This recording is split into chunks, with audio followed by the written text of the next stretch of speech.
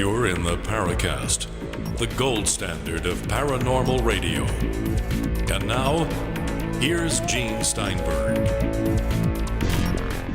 So Chris O'Brien is on special assignment. He has to work extra today after taking a trip out of town the last week. So since Chris isn't here, we've called upon our friend, forum moderator, and occasional guest co-host, Goggs Mackay, to join us from his palatial estate deep in the caverns in Scotland, right? Right, yeah. That's me. You're in a cavern. Kind of, 5 floors up.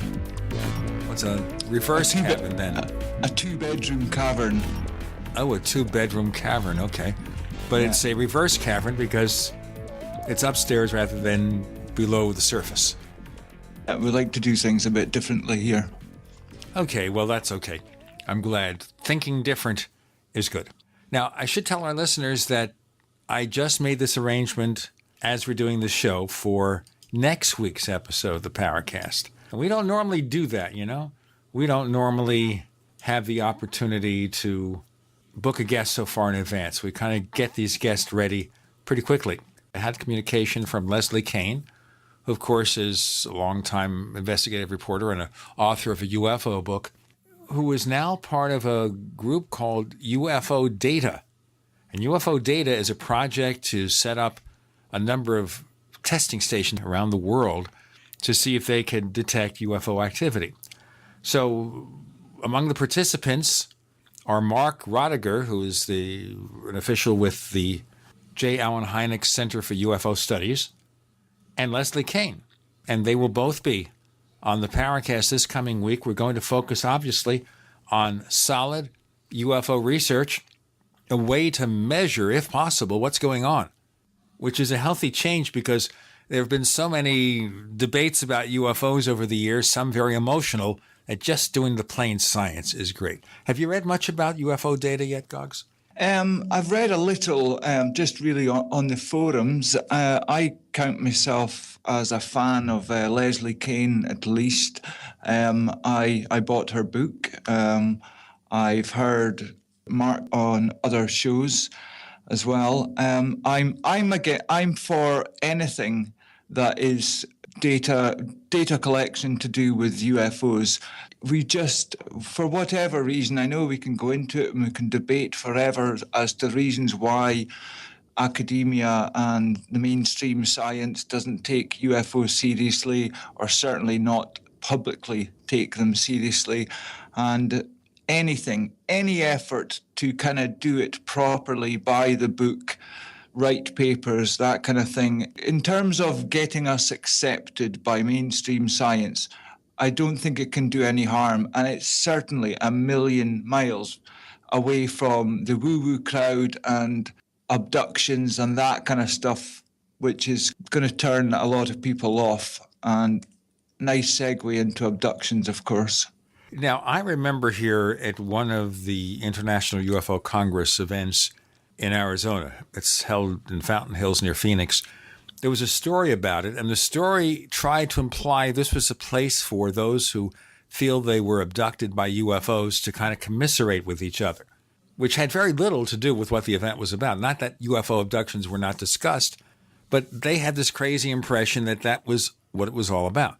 Now, abductions is a pretty squirrely kind of subject when you get into it, because you have people who claim to have been taken out of their bedrooms or kidnapped along a country road at night, and they meet up with either nice aliens, although they seem to give them painful examinations, but nonetheless they consider them nice aliens and they like them, or nasty aliens who want to force them to help create a hybrid race.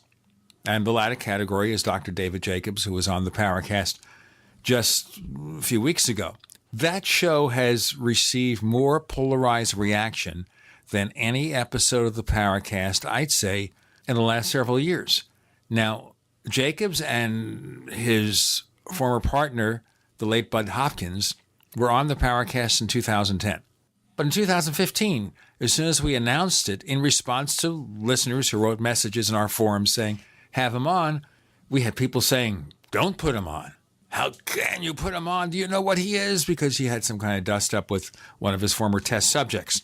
In any case, we had such a reaction back and forth that some people even said they would no longer subscribe to the Paracast Plus, our premium service, as a result of having a guest they didn't like on the show. Now, unfortunately, I hope that people who make decisions like that would realize that we have all sorts of guests through the years. Some you might like, some you might not like.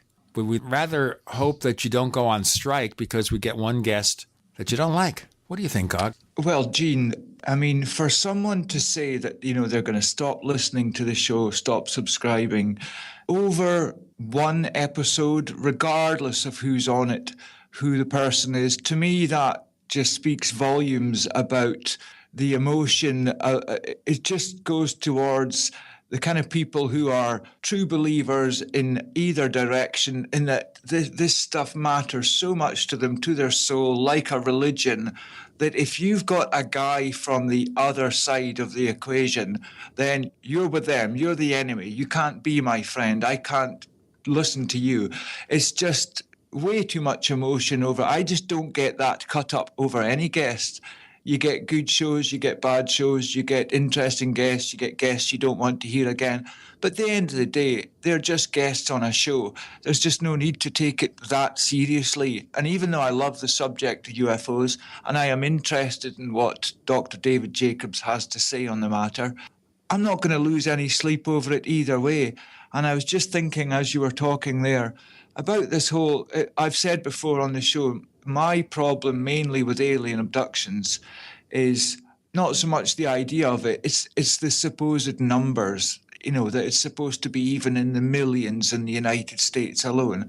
So how about this? If we usually say, 2 to 5% or so of reported UFO sightings may actually be quite unexplained and interesting.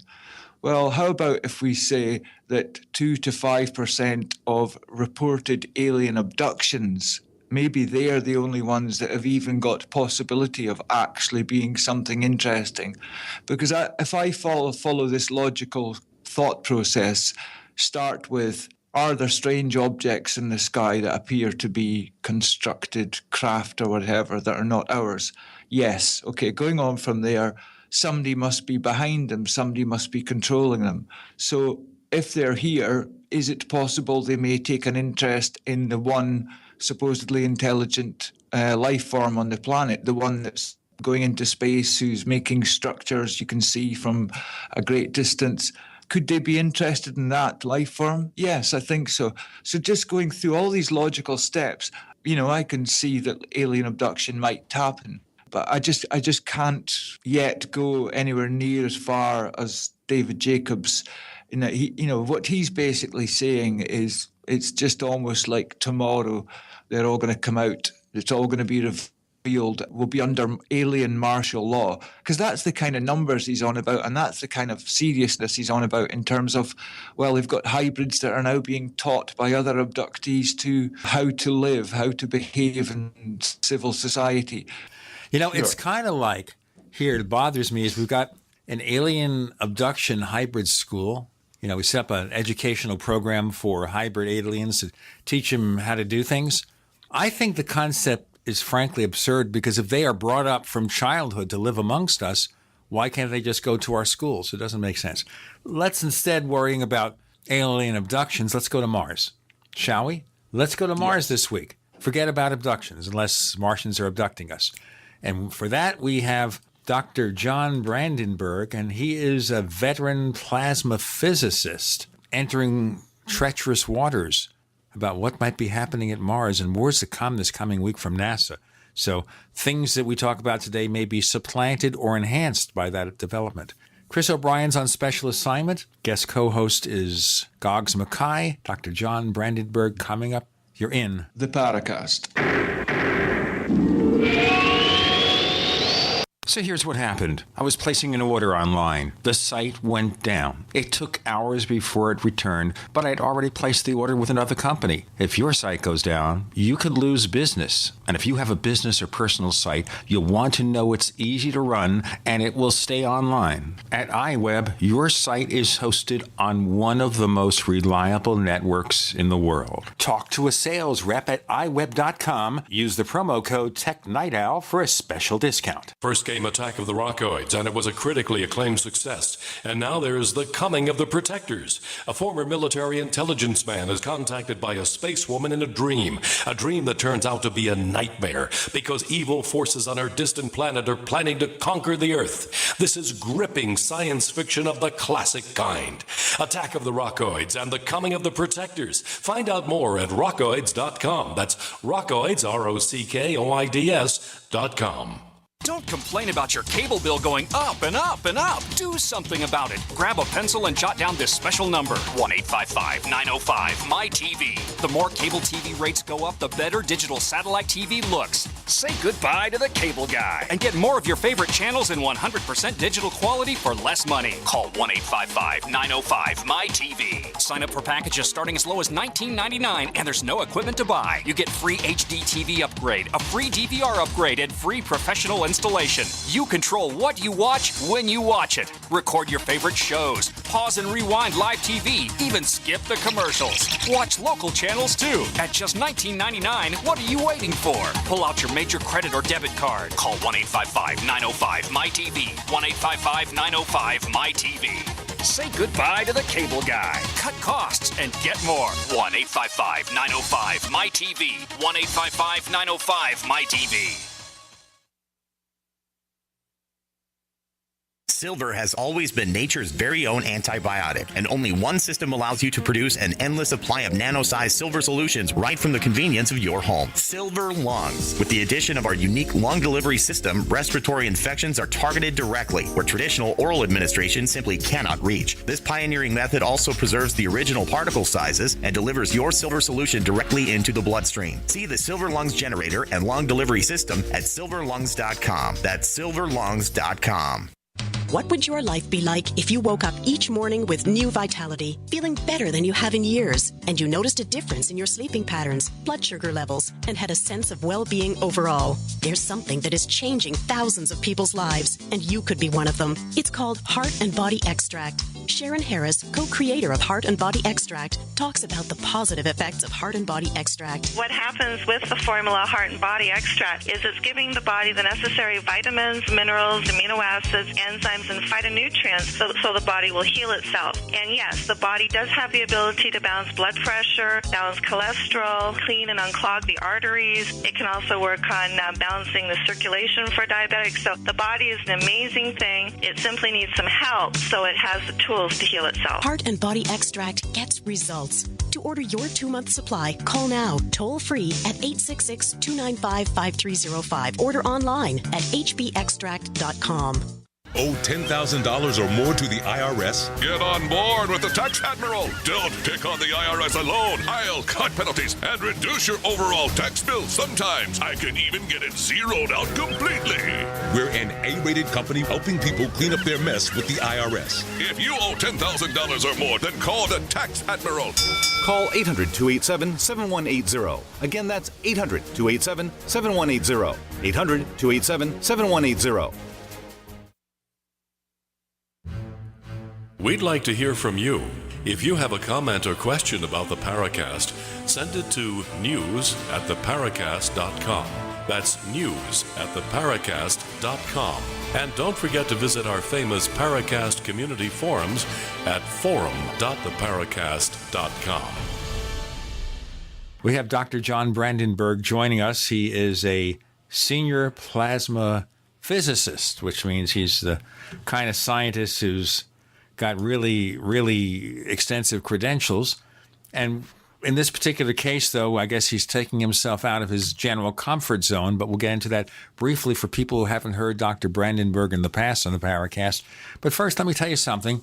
We have our special premium package for the show called the Paracast Plus at plus.theparacast.com. Quickly, we offer the ad-free version of this show, free of 41 minutes of network ads. We offer the After the Paracast podcast, which, if you say it 5 times real fast, is real difficult. We're now offering... Thank you. We're now offering, that's the first laugh I've had in a year, now offering some transcripts for shows. People have asked us, hey, can you do a transcript of the show? Well, it's not easy. A couple of 3 hours on the air, coming up with an accurate transcript. But one of our members of our forums has been doing it. We got 2 transcripts on there right now of the John Keel tribute and the Jim Moseley tribute. You'll find that. It's simple sign-up instructions at plus.theparacast.com. As of November 16th, we increased the prices. So if you subscribe now, ahead of that deadline, you lock in your price. So as long as your membership renews, it will stay at the old price.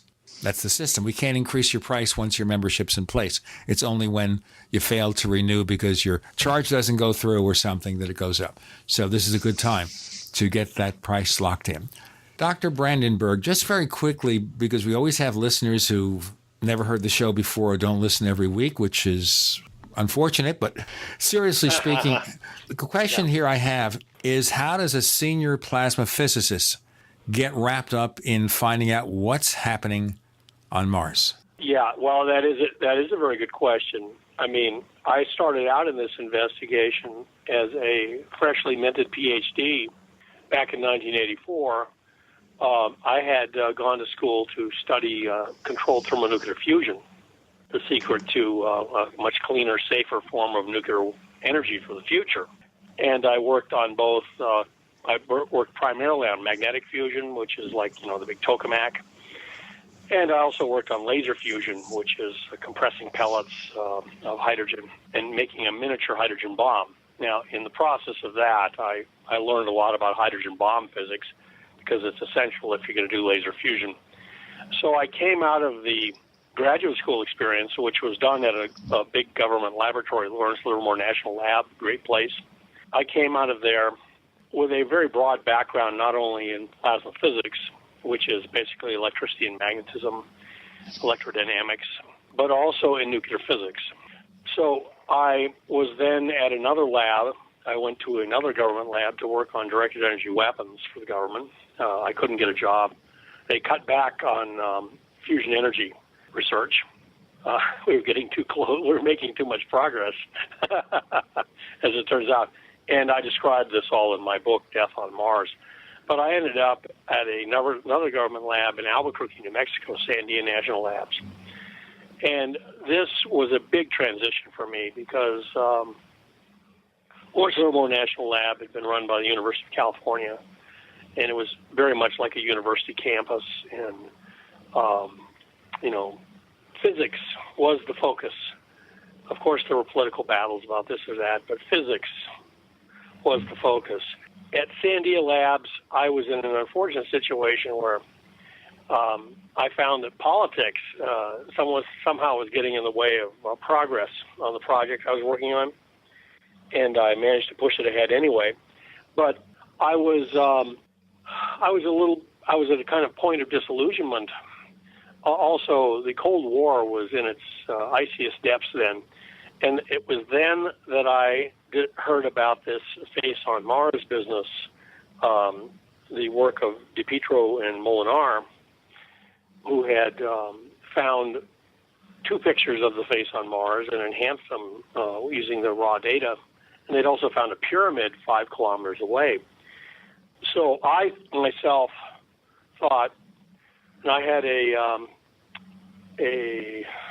3-year-old daughter at the time, and I thought, oh, this could end the Cold War and get us working on positive stuff again. If we discover a dead civilization on Mars, both the Russians and the Americans would drop everything and collaborate to get to Mars. And this is, in fact, what Carl Sagan urged.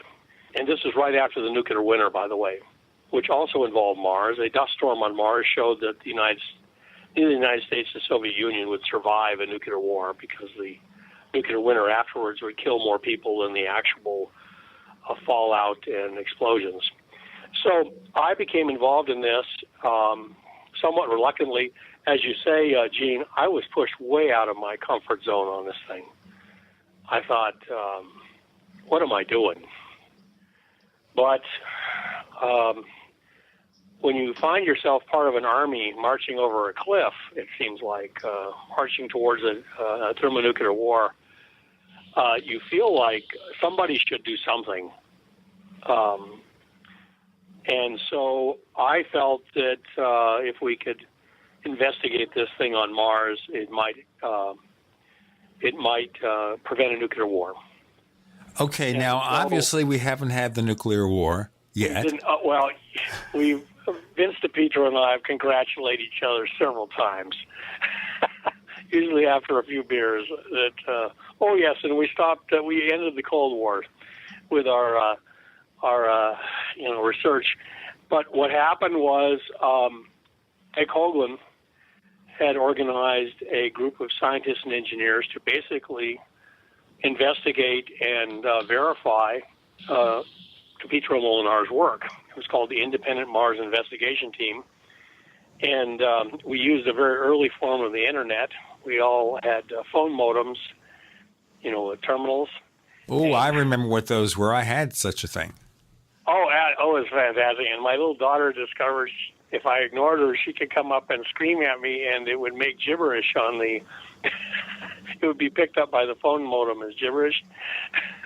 So I discovered very quickly I had to give her a hug when she came by asking for attention while I was working on this thing. So we would labor long into the night typing away, and it was a little bit like being involved in The Hobbit.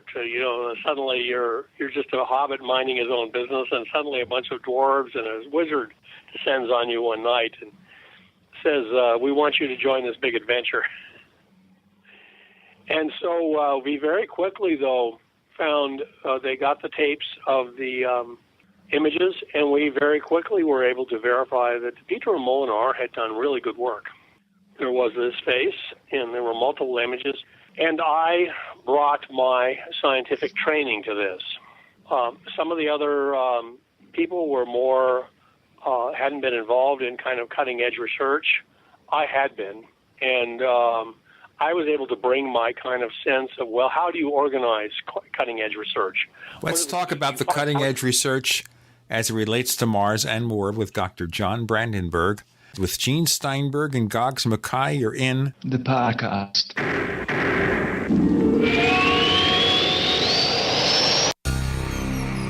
Thank you for listening to GCN. Visit GCNlive.com today.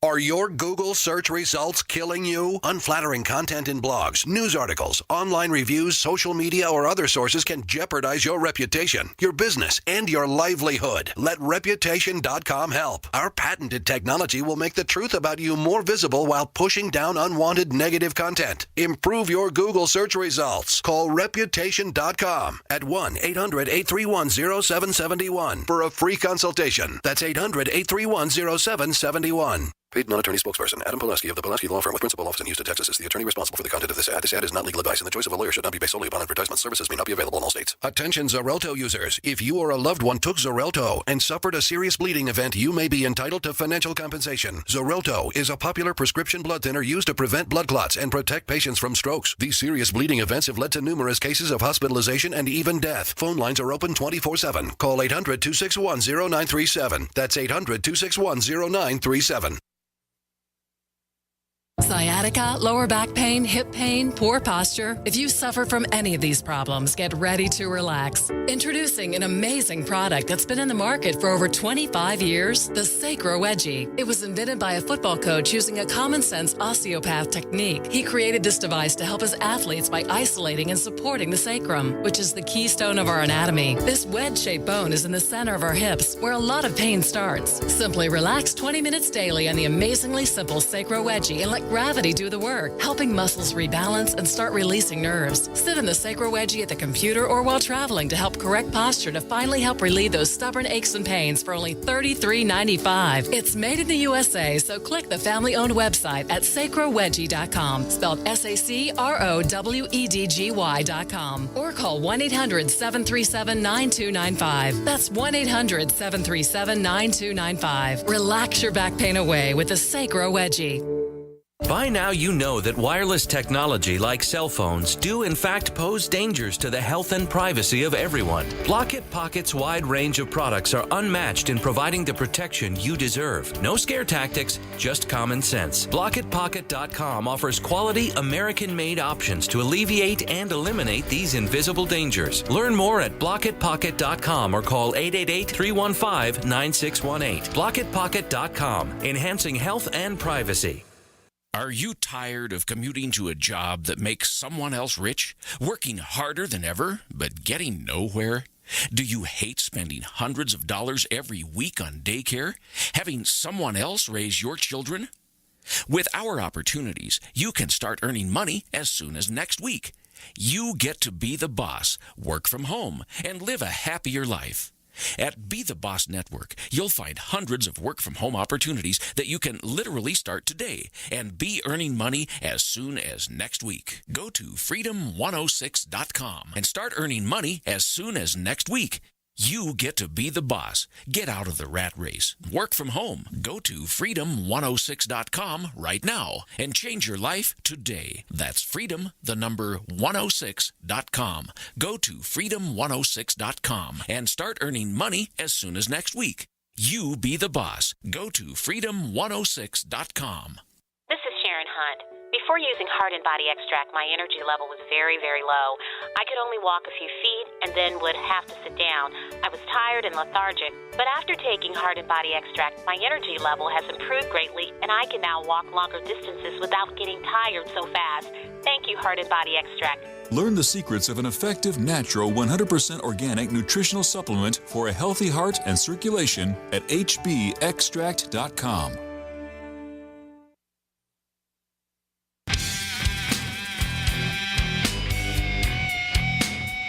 This is Kurt Sotheby, author of UFO Mysteries, and you're listening to the Paracast. Chris O'Brien's on special assignment. We've got Goggs Mackay on the show this week. We're talking to Dr. John Brandenburg. And, of course, in the past, we've talked about his book, Death on Mars, The Discovery of a Planetary Nuclear Massacre. Now he's I'm going to move through this very quickly here, John, talking about his early research. Now, right. Where did that go? Where did that take us? Is this what ended up with this book? Well, we the first question was, are the pictures really authentic? We verified, yes, they were authentic. They showed everything that DePietro and Molinar suggested. We also found every other possible picture that we could in the files of the images, even if from far away, because both images were taken in the afternoon. We wanted an image that was taken at morning to light up the other side of the face. And we found them. We found two. And even though they were not as high a resolution, the face was like 10 pixels across in the picture, they showed that the right-left symmetry was quite strong. And we also asked the question, okay, let's assume this is a dead civilization we're looking at. Was Mars ever capable of supporting such a civilization? And we discovered, yes, there was a lot of evidence that Mars used to have a much denser Earth-like atmosphere. This face had actually been at basically a coastal city.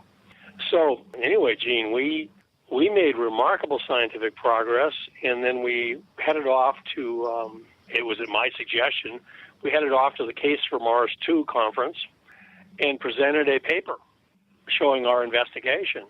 And, everyone was on the offer list. We got a lot of good attention. We had crowds standing in front of our poster. We showed all the pictures, and then we would give a 20-minute summary. I got to give the summary. There was a person next to us at the paper next to us who was very angry and would try and shout over me. And his name was Mike Malin. he was advertising his new camera that he wanted to send to Mars. You must remember that in 1984, Mars had been declared dead, and all the research money and interest was moving off to the outer planets, Jupiter, Europa, Titan, things like that.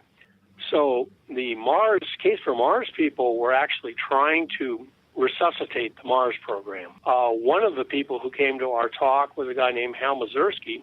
He then came down to Sandia Labs and gave a talk, and I went out to lunch with him, and he said, we didn't know what to think about your pictures, but we really liked your Mars ocean. Why don't you give a paper just on the Mars ocean at some scientific conference? And I ended up leaving Sandia Labs, partly because I helped save the project I was on, and this embarrassed a senior person on the project who was very mad at me.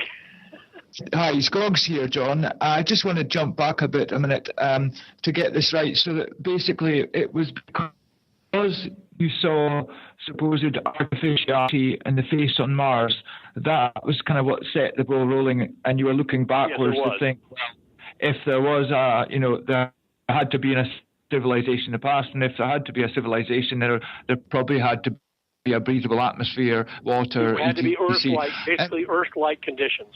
Yes. I was just going to go specifically. Do you have any knowledge to do with them? I've heard that, mathematical analysis programs have been done just merely looking in the cold light of a computer just to see when you can analyze a picture and you just ask the computer to look for natural things and what might be artificial things. I've heard that the face stars in that region just scores very highly on art. Yes, they do. The algorithms are basically just putting into a mathematical formalism what the human eye brain already does. The human eye brain looks for symmetries. It looks for straight lines. It looks for anything that looks like a face. Finding faces in the jungle clutter, when we're talking about when we lived in the jungle in the past, our ancestors, there were two things that were really good to spot. One was a human face, especially if it was wearing war paint through the woods. The other one was a straight line, meaning a spear or an arrow coming straight at you. People who were able to recognize these things very quickly lived a long time and fathered many children, and thus contributed to the gene pool. People who couldn't recognize these things were winnowed out of the gene pool very quickly. So, yes, computer algorithms have been employed by the military to spot artificial structures, even under camouflage, by using image processing. And Mark Colato applied those to Cydonia, finding that they scored very highly. In other words, anyone flying overhead on Mars with these kinds of algorithms would immediately pick up on these objects. I had gotten two things at Sandia Labs. I had managed to help advance this Mars investigation. We found strong evidence that Mars was Earth-like in the past, strong evidence that this was, in fact, archaeology. We also found another site, which we called the Utopia site, which has now been renamed by NASA, Galaxious Chaos, very colorful name, where there are at least one face that is a facsimile of the face in Cydonia. And we now have new pictures of that confirming that it is a face. Regarding the face on Mars, officially, this is not accepted as a reality. Oh, no. Well, it's considered an infernal nuisance to people who want to just conduct a nice geologic investigation of Mars, looking at interesting rocks. They're convinced this is what's called pareidolia, which is finding significant patterns in really random data, like finding a horse shape in the clouds, etc. So it's like an optical illusion is what they're saying. Yeah, this is an optical illusion. However, we have many new pictures. The face in Cydonia is probably the most photographed object on Mars. We have many new pictures. We found it's completely symmetric. It looks like a piece of eroded archaeology. And we've even found what looks like brickwork on part of it, and head ornaments, nostrils in the nose, etc. One thing I learned, by the way, at Sandia Labs, I was a fresh young man just out of graduate school with a shiny new PhD, ready to prove to the world I was the best physicist on Earth. He's also learned that science is like professional basketball is not supposed to be a contact sport. I found that science, even though it's not supposed to be a contact sport, is that passion, personalities, and politics enter into science, especially when there's a large amount of money involved. So part of what is going on is we're seeing in the debates over Mars, we are seeing the tension between Pasadena and Houston. Pasadena wants to keep Mars as a place where they can keep doing nice, careful academic investigations of various, whether they're finding granite on Mars, et cetera, et cetera. Houston wants to send people there to advance the human progress in space, to make us spacefaring. So we have essentially the fight between academic robotic science and basically heroic explorer-type science. Like in the movie The Martian with Matt Damon, which is so popular. John, we have to break in a moment. Let me just ask this. Okay. Let's move this along here. So we have these two factions. And the thing I want to ask you also about the Mars probes, and this may be significant because we consider how are those probes capable of finding evidence of life. And the problem here is that these probes are designed not to look for biological samples if they exist, but to look for rocks. And we're going to go into this in our next segment in more detail because of what's happened with Mars exploration in recent months and the coming week. We have Dr. John Brandenburg. We're exploring Mars with Gene Steinberg and Goggs Mackay. You're in the Paracast. All right.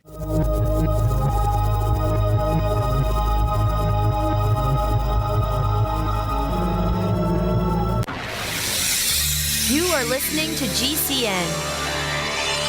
Visit GCNlive.com today. Conspiracy Journal is your #1 source for the hidden world of the weird and strange. We bring you thought-provoking and controversial material for free-thinking individuals who are seeking what is really going on in our world today. Some of this material may adversely affect you. Other pieces are meant to enlighten. Either way, be prepared to be intrigued by such things as the reality of UFOs, ghosts, strange creatures from time and space, hidden conspiracies, time travel, Nikola Tesla, suppressed technology, and a whole lot more. You can find out more by visiting our website at conspiracyjournal.com. There you can sign up for our free weekly newsletter sent directly to your email address. Find out what they don't want you to know.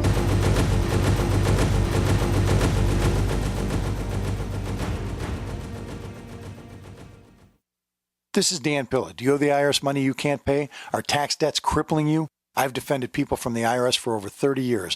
I've helped thousands, and I can help you too. I wrote the book on IRS settlement, and I'm telling you, there's no such thing as a hopeless case. Call 800-34-NO-TAX to finally get free of IRS debt. With the IRS's new programs, there's never been a better time to solve your problem. Call 800-34-NO-TAX. That's 800-34-NO-TAX, or my website, danpilla.com. Hi, I'm Rick Ossick with Famous Footwear. Did you know that premature birth is the #1 killer of babies? That's why we support the March of Dimes in the fight against premature birth. Join us in supporting cutting-edge research, treatment programs, and outreach to help moms have full-term pregnancies and healthy babies. Learn how you can help save babies' lives at marchofdimes.org.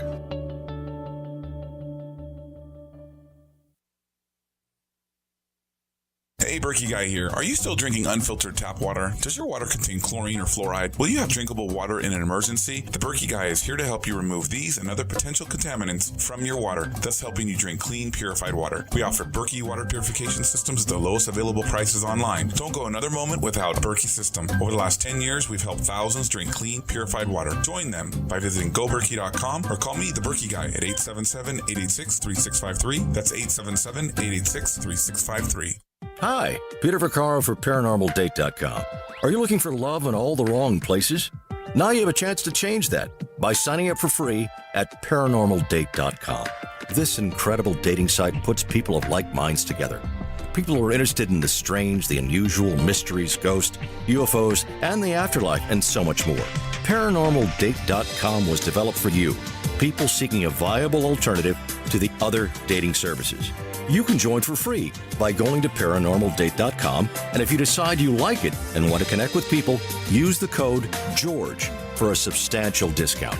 Mark Rawlings, president of ParanormalDate.com, says so many people hunger to share their experiences about the paranormal, the unexplainable, or the afterlife, and so much more, and this is the source for them to meet and share that common interest. So sign up for free at ParanormalDate.com, ParanormalDate.com, and use the code GEORGE if you decide to connect with someone you like. So you've got to take a state construction license exam or certification. Can't decide on what books or what chapters to study? Discover right now how you can eliminate unnecessary books and wasted study time. At contractorexam.com, our study materials zero in on state-required test topics in an effective multiple-choice format. So whether you're a plumber, electrician, general contractor, or other construction-related trade, contractorexam.com will help get you prepared. Visit us at www.contractorexam.com today.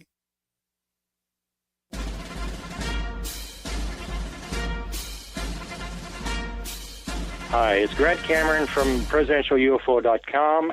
You're listening to the Paracast, the gold standard of paranormal radio. We have Dr. John Brandenburg with Gene Steinberg and Goggs Mackay. Chris O'Brien's on special assignment. So the question I posed at the end of our last segment, John, is that we have this problem here where we all would love to see if there was life on Mars, but the probes we sent by the scientists were just rock collectors, right? Oh, yeah, and it's a kind of a Gordian knot. Jet Propulsion Lab does not want to send life sensors to Mars because if they found life, and this is a quote from a retired person from JPL, said that the management at JPL had told him that we know, quote, we know that if we find anything exciting on Mars, the astronauts will come with their big rockets and take Mars away from us. So it is a big turf war. It's a turf war. We're talking real estate. Gene, if you were in charge of the planet Mars and some Yahoo astronauts wanted to come take it away from you, wouldn't you be upset? I mean, the idea of astronauts tromping all over your pristine scientific laboratory. Hi, yeah, this sounds quite like to me when you hear about a construction crew maybe in somewhere like Nevada and they stumble across a Native American burial site, or it might be one, and they know they've got to stop construction then. And you know that, so you'll get one side that's saying it's definitely a burial site, and the other side, no, it's not, because of these two competing interests. Absolutely correct. That is a wonderful analogy. That's all. Yeah. Sorry, John, carry on. Yeah, I just wanted to make that analogy. No, that's a very good analogy. It is inconvenient to find a dead civilization on Mars for certain factions in the scientific community, or life for that matter. It gums up the whole works. So basically here, we want to think here that Mars has to be a dead world because from a point of politics, which is what this is about, yes. From research politics, scientific politics, whatever you want to say, if we find something that brings humans to Mars, that's verboten because it takes away their income, it takes away their grants. They don't want it. They don't want to look for life on Mars because the implications are unfortunately injurious to their jobs. We're talking about the tobacco industry setting up the Tobacco Institute to make sure that evidence of the link between cancer and tobacco is the waters are muddied. So, however, they still keep producing data, and they've given us very good data. And they've tried very hard to convince the mainstream scientific community that these pictures mean nothing. But we we're very persistent. I liken this debate to the continental drift debate, where people began by saying, it looks like South America and Africa fit together. And people said, nonsense. That can't possibly be true. And it was basically based on just looking at a globe and seeing that it was pattern recognition. So if there's so much politics in scientific research. Oh, absolutely. You have to have the height of a rhinoceros and the personality to match to really make great discoveries and move science ahead. Okay, so you're a rhinoceros, right? I am.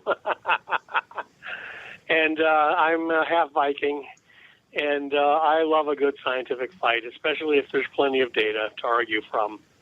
Okay, so this is part of our problem. But now, despite sending a probe there, a Mars rover that's looking for rocks, doesn't care about life, we get this report just some weeks back that we have the remnants of some water over there, that there is flowing water on Mars. Now, was that just an accidental development? Because that seems to argue in the face of this kind of probe.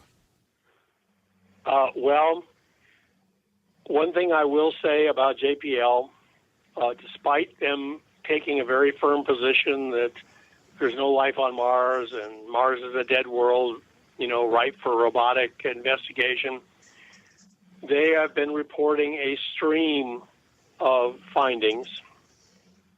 They've done very good work, both engineering and scientific work, and it all supports the idea that Mars used to be Earth-like, with abundant flowing and standing water. So this is just like water, the Dead life. Seas, of Barsoom, envisioned by Edgar Rice Burroughs. Yep. So Edgar Rice Burroughs was right, except that he depicted a present-day Martian civilization and not one that existed millions of years ago. Are we thinking then that if there was a civilization, I want more specifics about what we know about it now, that this happened millions of years ago, it wasn't something that happened yesterday? Yes.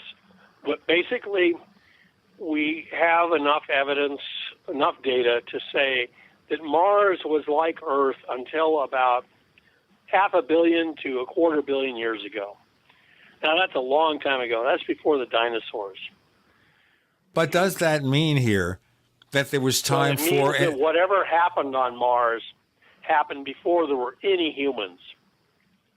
Now, if evolution took the same pace here and on Mars, would that mean all the action happened before they could develop an intelligent race of beings?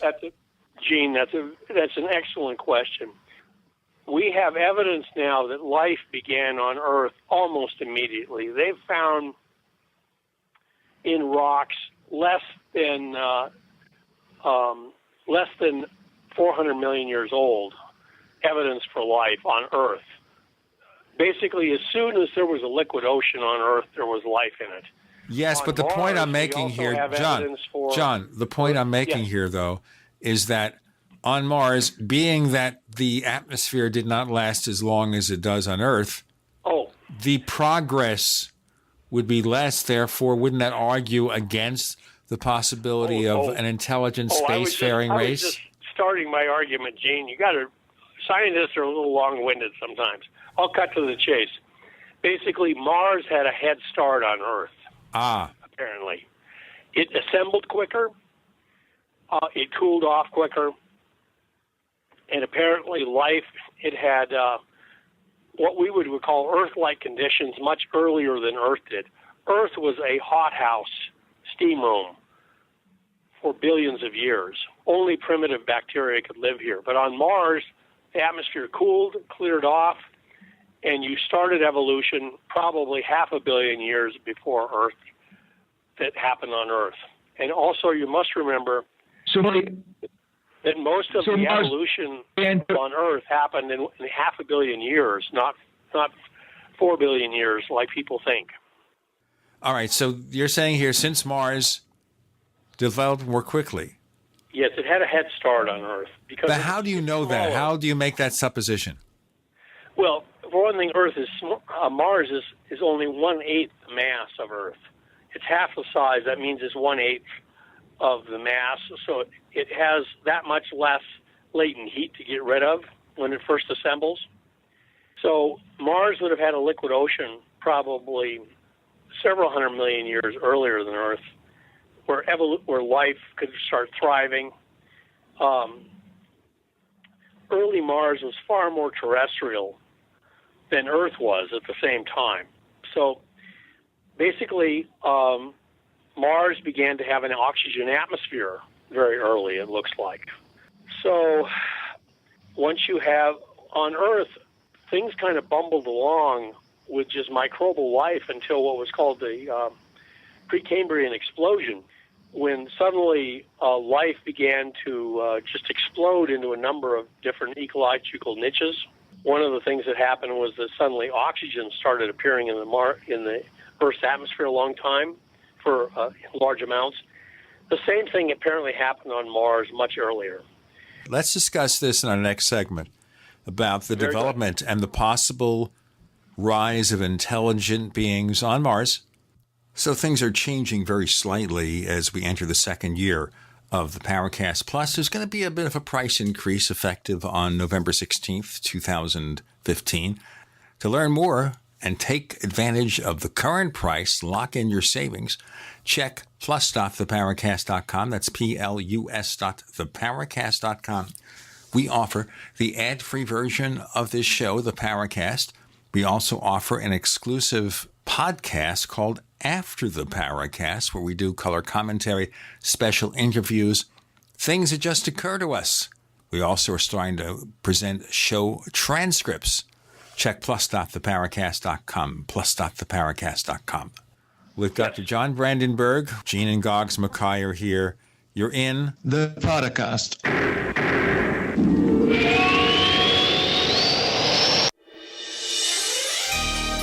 Thank you for listening to GCN. Be sure to visit GCNlive.com today. Ray Perkins, a reclusive veteran burned out from the Gulf War, lives tortured by relentless, perplexing nightmares. Nightmares of a horrific battle in deep space and of a mysterious woman suffering in agony for her devastated world. A woman not yet born, calling across centuries to him. Then, a coincidence leads him to his destiny, his chance to alter the universe. Attack of the Rockoids. The former fiction editor for Star Wars and Indiana Jones, Robert Simpson, writes, "The soul of the novel Attack of the Rockoids lies in its heart and passion for building a convincing tale of a love that spans the galaxy. A thrilling story. Attack of the Rockoids is available now. Read a sample chapter and get a special discount off of the cover price at our website, rockoids.com. That's ROCKOIDS.com. Attack of the Rockoids, a novel in the grand science fiction tradition. Do you owe $10,000 or more to the IRS? Then get on board with the Tax Admiral and let us steer your way to financial freedom. The IRS is the largest collection agency in the world. They can freeze your bank accounts, seize your car, home, will garnish your paychecks and benefits. Don't take on the IRS alone. I can fight for you using industry secrets that can help stop the IRS. I'll cut your penalties, slash your interest, and reduce your overall tax bill. Sometimes I can even get it zeroed out completely. We're an A-rated company with over 30 years experience helping people clean up their mess with the IRS. And we have a 95% customer satisfaction rating. If you owe $10,000 or more to the IRS, are facing an audit, a lien, or levy, then call me right away. Call 800-287-7180. Again, that's 800-287-7180. 800-287-7180. 800-287-7180.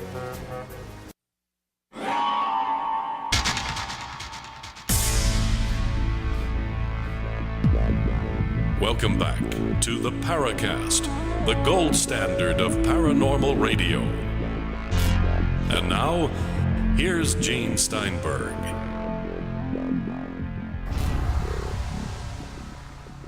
Gene Steinberg, Goggs Mackay, Chris O'Brien, special assignment. We're welcoming Dr. John Brandenburg. He's tracing his feeling here that Mars, being a planet of less mass, developed faster than Earth. I don't know enough about planetary science to know any of this. It's also further from the sun, so basically it cooled off quicker. Okay, Earth was a steam room until maybe a billion years ago. So what kind of life do you think developed on Mars? Intelligent life, life capable of space travel? I believe that when we go to Mars and dig, we will find an entire evolutionary record, from microbial animals to all the way through vertebrates up to humanoid intelligence. Okay, so you're taking the theory here that if the conditions are right, humanoids are inevitable. The humanoid form is a very efficient form for technological. I mean, look, there are many animals that have a humanoid form. The tree sloth, the monkey, even to some extent the bear. I mean, 2 arms, 2 legs, can walk upright. But when you start getting a very flat face, so you can use your eyes to do close-in work, you know, you're developing kind of a monkey primate kind of creature. And there were dinosaurs that were starting to evolve this kind of form before the collapse of the dinosaur age. So the humanoid form is a very practical form. Compare the great white shark and the dolphin. Both powerful swimmers. They look the same. The only difference between them is the dolphins, the tails are horizontal, whereas the shark, the tail fins are vertical. Otherwise, the musculature and everything else is very much the same. Physiologically, they're quite different, but they look the same because form follows function. So, John, we don't think that dolphins, as smart as they might be, are building Apple iPhones. No, they are not. Okay, so, all right, so we're assuming here a possible civilization of humanoids. Yes. That existed millions of years ago. Conditions were required to support them were more hostile. Would they migrate to the insides of the planet to keep their civilization going, or leave the planet if they could?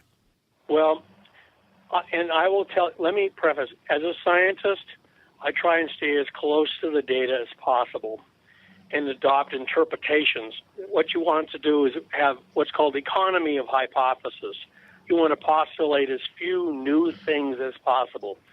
When I look at the stuff we have found on Mars, including some new pictures that appear to show a city at Cydonia, it all looks like the remnants of a very primitive civilization, Stone Age, early Bronze Age. We're talking ancient Egypt, the Mayans, the Aztecs. We see no evidence of a road system, of airports, of advanced harbors, anything like this.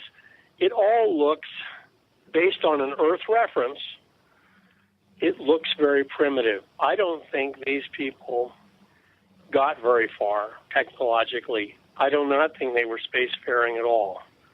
I think they were pretty much like ancient Egypt, building large monuments. They probably had some metals. But beyond that, I don't think they got very far. That's why finding what else we have found is so tragic and pathetic, because it looks like someone else came along and nuked them. Okay, so what we're saying here, John, is that any of this nuclear action, anything indicating the presence of an advanced civilization, those weren't the Martians, somebody else. Based on an Earth reference interpretation of what we have found. It could be that they were very advanced and we just don't know what to look for. But when we look at this stuff, it looks like Pompeii. It looks like Machu Picchu. It looks like Chichen Itza or Teotihuacan. It doesn't look like anything advanced. And hence, finding the nuclear data is that much more kind of horrifying. Goggs, you had a question? Yeah, John, if we could maybe cover the reasons as to why you think what is the scientific evidence?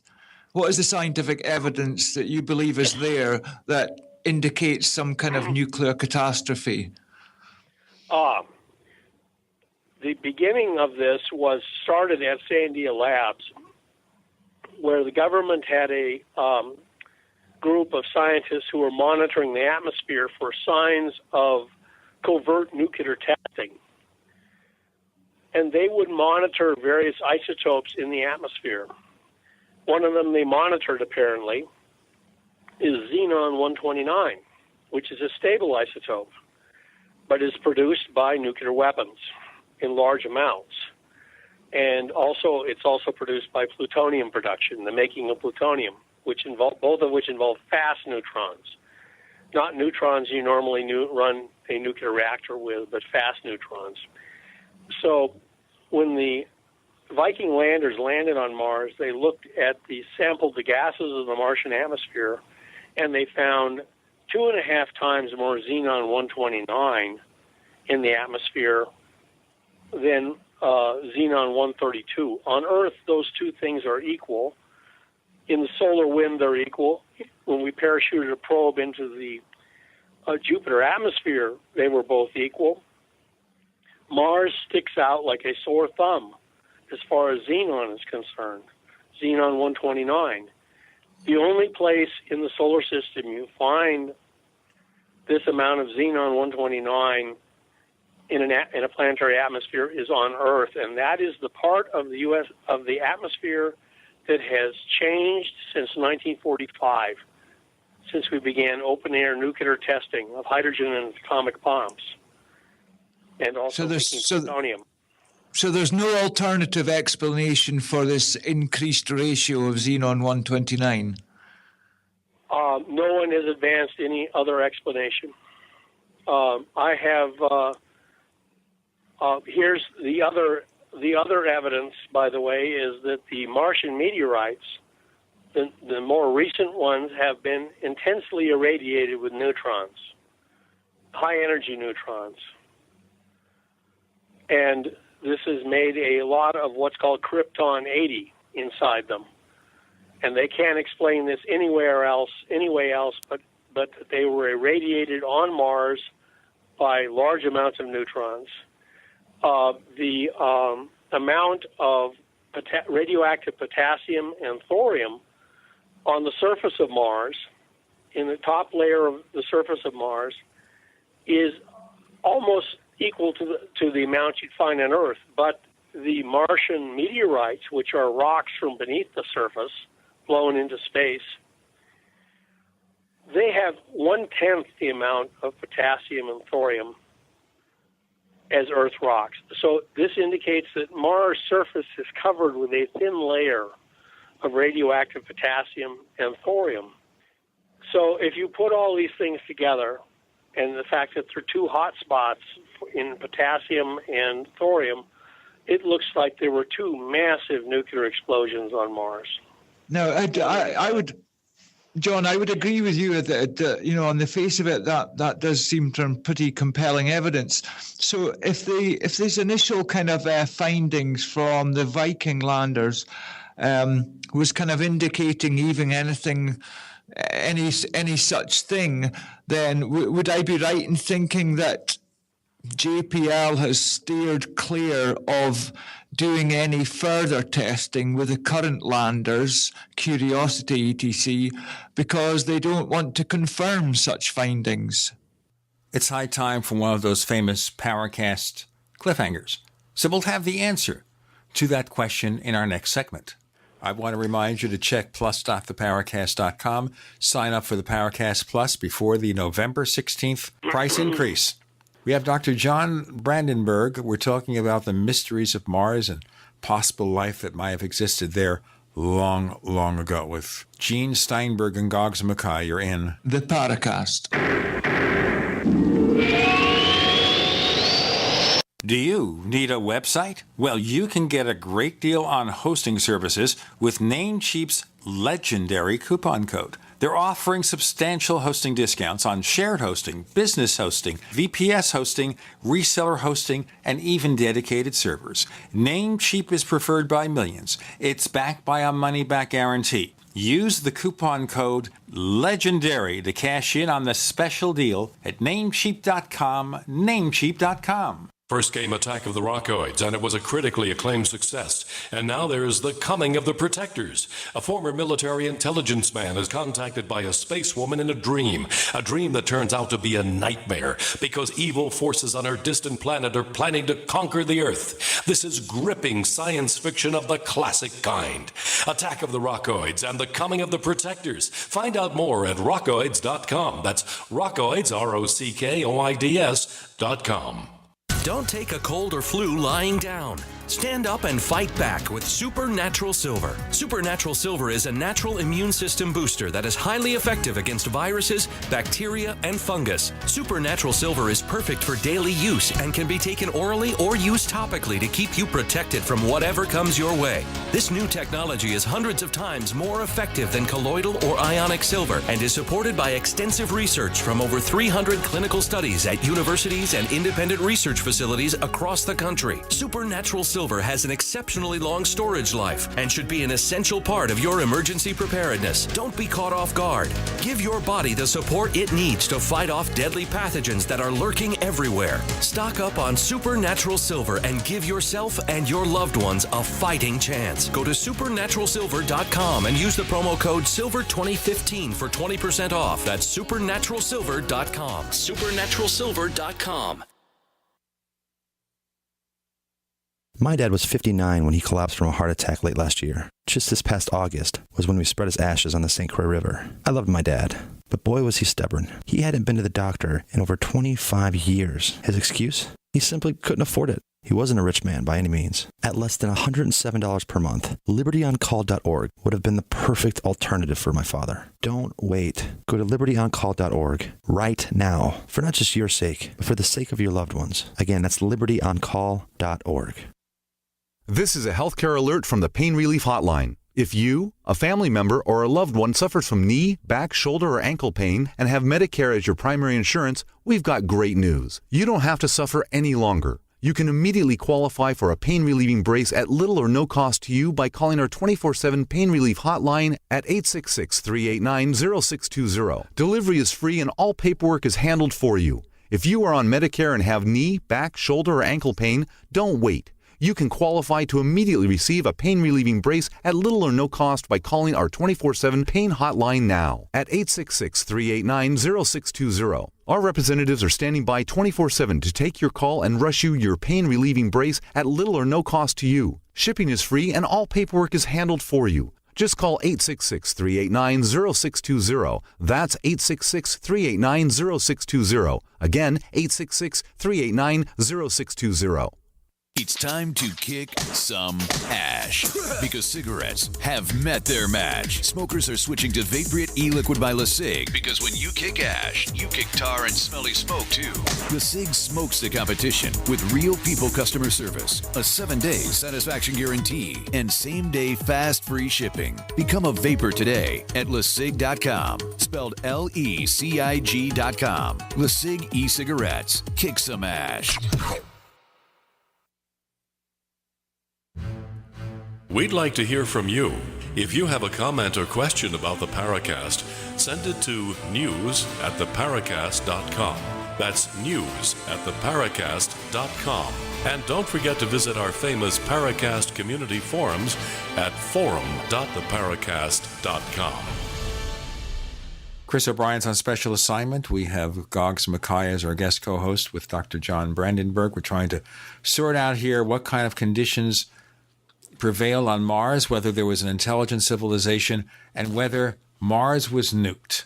And when you're talking about the evidence of Mars being nuked, how long ago do you think this event might have happened?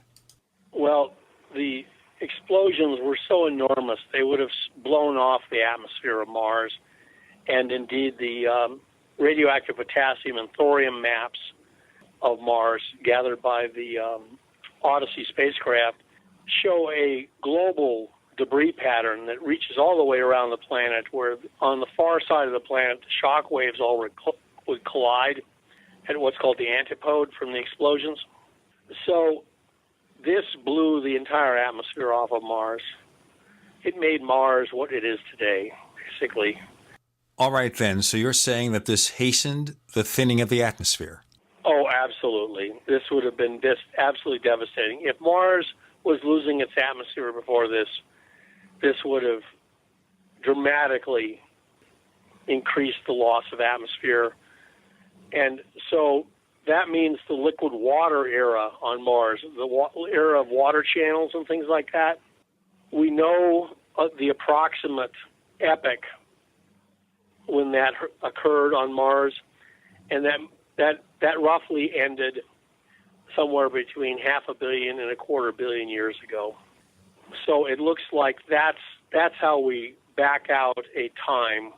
Also, the radioactive gamma rays come from radioactive isotopes that have extremely long lifespans, like 1 billion years. But we don't find these patterns in anything shorter than that. So it looks like whatever happened had to have happened a long time ago. Okay, now we're talking about an artificial event. We have Martians who are not capable technologically of doing this sort of thing. So if E.T. came down to nuke Mars, how can we possibly know this? And even then, why would they do it? Why would they basically destroy a civilization, which would be the impact, right? Well, you have to put on your Sherlock Holmes hat. You have to look at all the circumstantial evidence. The two places of hotspots of radioactivity, there is no crater there. Whatever went off in midair. This is an airburst. Now, the bombs that went off at Hiroshima and Nagasaki on Earth were also airbursts, and they were not done that way for humanitarian reasons. It's because it maximizes the shock wave. And not only that, it turned thousands of square miles of the Martian surface in those areas into glass, called trinitite. They find evidence in infrared of acid-etched glass consistent with trinitite at both radioactive hotspots. So it appears that these very large nuclear weapons, they were as large as the Khobar Tower, were dropped from space. No one would construct such a thing on the surface of the planet and lob it just into the air a few hundred kilometers. It would be very hard to do. But if you built it in space and brought it to Mars and dropped it, that would be easy to do. Okay, but I'm still trying to wrap my head around the core problem here, which is, even if this occurred, precisely as you state in your book and what we've talked about before in the Paracast, even if that happened, why would E.T. come to Mars to do that? What's their motive? Well, why would you think they do it? Here you have to look. There's a principle of SETI called mediocrity, which has been underlying a lot of our research. It says that the human race is not an aberration on the cosmos. It's fairly typical of intelligent life in the universe. If you want to know what intelligent life in the universe looks like, turn on the news. Oh, that is frightening. I know it is very frightening. I'm sorry. But, I mean, in a science fiction novel, two characters I have, both women, write that they expected people from outer space to be much more noble and better behaved than people on Earth, and they found out just the opposite. And then they both say in unison, "Imagine our disappointment." So I'm sorry. We are not an aberration on the universe. We are basically we're it. So this means you have to. This is like Governor Tarkin blowing up Alderaan because Dantooine is too remote to give a good example. Somebody made an example of Mars, it looks like.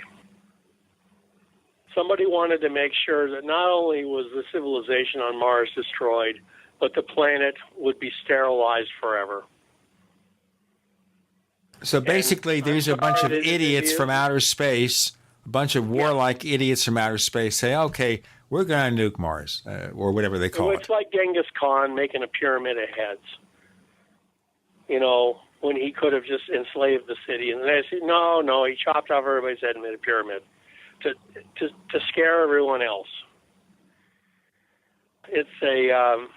next time you visit Mongolia at Genghis Khan International Airport, think about that. Okay, so E.T. Now, the other question I have here is if E.T. was busy nuking Mars, any evidence they tried to nuke Earth? Roughly at this time was the Great Permian extinction, where almost everything on Earth died. So I urged in the book that we should look for any abnormalities in the isotopic ratios that might indicate a nuclear attack on Earth. Earth would have had no advanced life on it at the time. There were only cockroaches on Earth. And in fact, cockroaches survived the Great Permian extinction, and they're notorious for being very resistant to radiation. So we have to look at the researchers have to look at the isotopes preserved in the rocks from the Great Permian extinction. John, I gather from what you're saying that nobody is actually taking that seriously or looking for it, at least very few people. It's too frightening. It's too frightening for people. I mean, now, the other question I have, though, is if this happened, John, if this happened, that Mars was nuked by E.T., maybe they did some shenanigans here as well.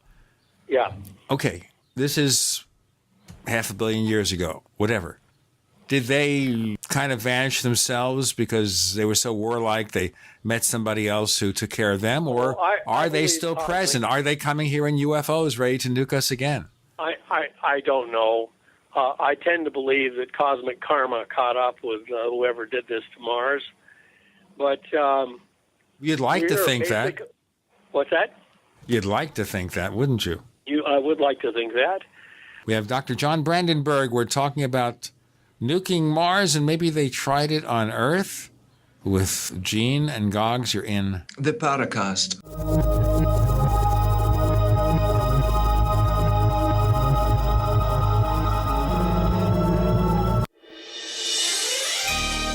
Thank you for listening to GCN. Be sure to visit GCNlive.com today. Just recently, we've witnessed some of the most catastrophic disasters in history. Be sure to prepare yourself with great-tasting, high-quality, GMO-free food that has a 25-year shelf life. Of course, we're talking about the foods from SurvivalFoodAlliance.com. And don't forget, the human body needs up to 3 quarts of water every day to remain healthy and hydrated. So check out our water bricks at SurvivalFoodAlliance.com. Go to SurvivalFoodAlliance.com or call 877-223-1776. Silver has always been nature's very own antibiotic, and only one system allows you to produce an endless supply of nano-sized silver solutions right from the convenience of your home. Silver Lungs. With the addition of our unique lung delivery system, respiratory infections are targeted directly, where traditional oral administration simply cannot reach. This pioneering method also preserves the original particle sizes and delivers your silver solution directly into the bloodstream. See the Silver Lungs generator and lung delivery system at silverlungs.com. That's silverlungs.com. Don't complain about your cable bill going up and up and up. Do something about it. Grab a pencil and jot down this special number, 1-855-905-MY-TV. The more cable TV rates go up, the better digital satellite TV looks. Say goodbye to the cable guy and get more of your favorite channels in 100% digital quality for less money. Call 1-855-905-MY-TV. Sign up for packages starting as low as $19.99, and there's no equipment to buy. You get free HD TV upgrade, a free DVR upgrade, and free professional installation. You control what you watch when you watch it. Record your favorite shows, pause and rewind live TV, even skip the commercials. Watch local channels too. At just $19.99, what are you waiting for? Pull out your major credit or debit card. Call 1-855-905-MY-TV. 1-855-905-MY-TV. Say goodbye to the cable guy. Cut costs and get more. 1-855-905-MyTV. 1-855-905-MyTV. I am a 47-year-old female and had a heart attack in 2005. This is Alice from New Jersey. I still get angina, even with 4 stents. I was taking nitro 2 or 3 times a week. The very first day after taking Heart and Body Extract, the chest pain was gone. Now I don't wear a nitro patch. Learn the secrets of an effective, natural, 100% organic nutritional supplement for a healthy heart and circulation at hbextract.com. Hi, Peter Vaccaro for ParanormalDate.com. Are you looking for love in all the wrong places? Now you have a chance to change that by signing up for free at ParanormalDate.com. This incredible dating site puts people of like minds together. People who are interested in the strange, the unusual, mysteries, ghosts, UFOs, and the afterlife, and so much more. ParanormalDate.com was developed for you, people seeking a viable alternative to the other dating services. You can join for free by going to ParanormalDate.com, and if you decide you like it and want to connect with people, use the code GEORGE for a substantial discount. Mark Rawlings, president of ParanormalDate.com, says so many people hunger to share their experiences about the paranormal, the unexplainable, or the afterlife, and so much more, and this is the source for them to meet and share that common interest. So sign up for free at ParanormalDate.com, ParanormalDate.com, and use the code GEORGE if you decide to connect with someone you like. Owe $10,000 or more to the IRS? Get on board with the Tax Admiral. Don't take on the IRS alone. I'll cut penalties and reduce your overall tax bill. Sometimes I can even get it zeroed out completely. We're an A-rated company helping people clean up their mess with the IRS. If you owe $10,000 or more, then call the Tax Admiral. Call 800-287-7180. Again, that's 800-287-7180. 800-287-7180.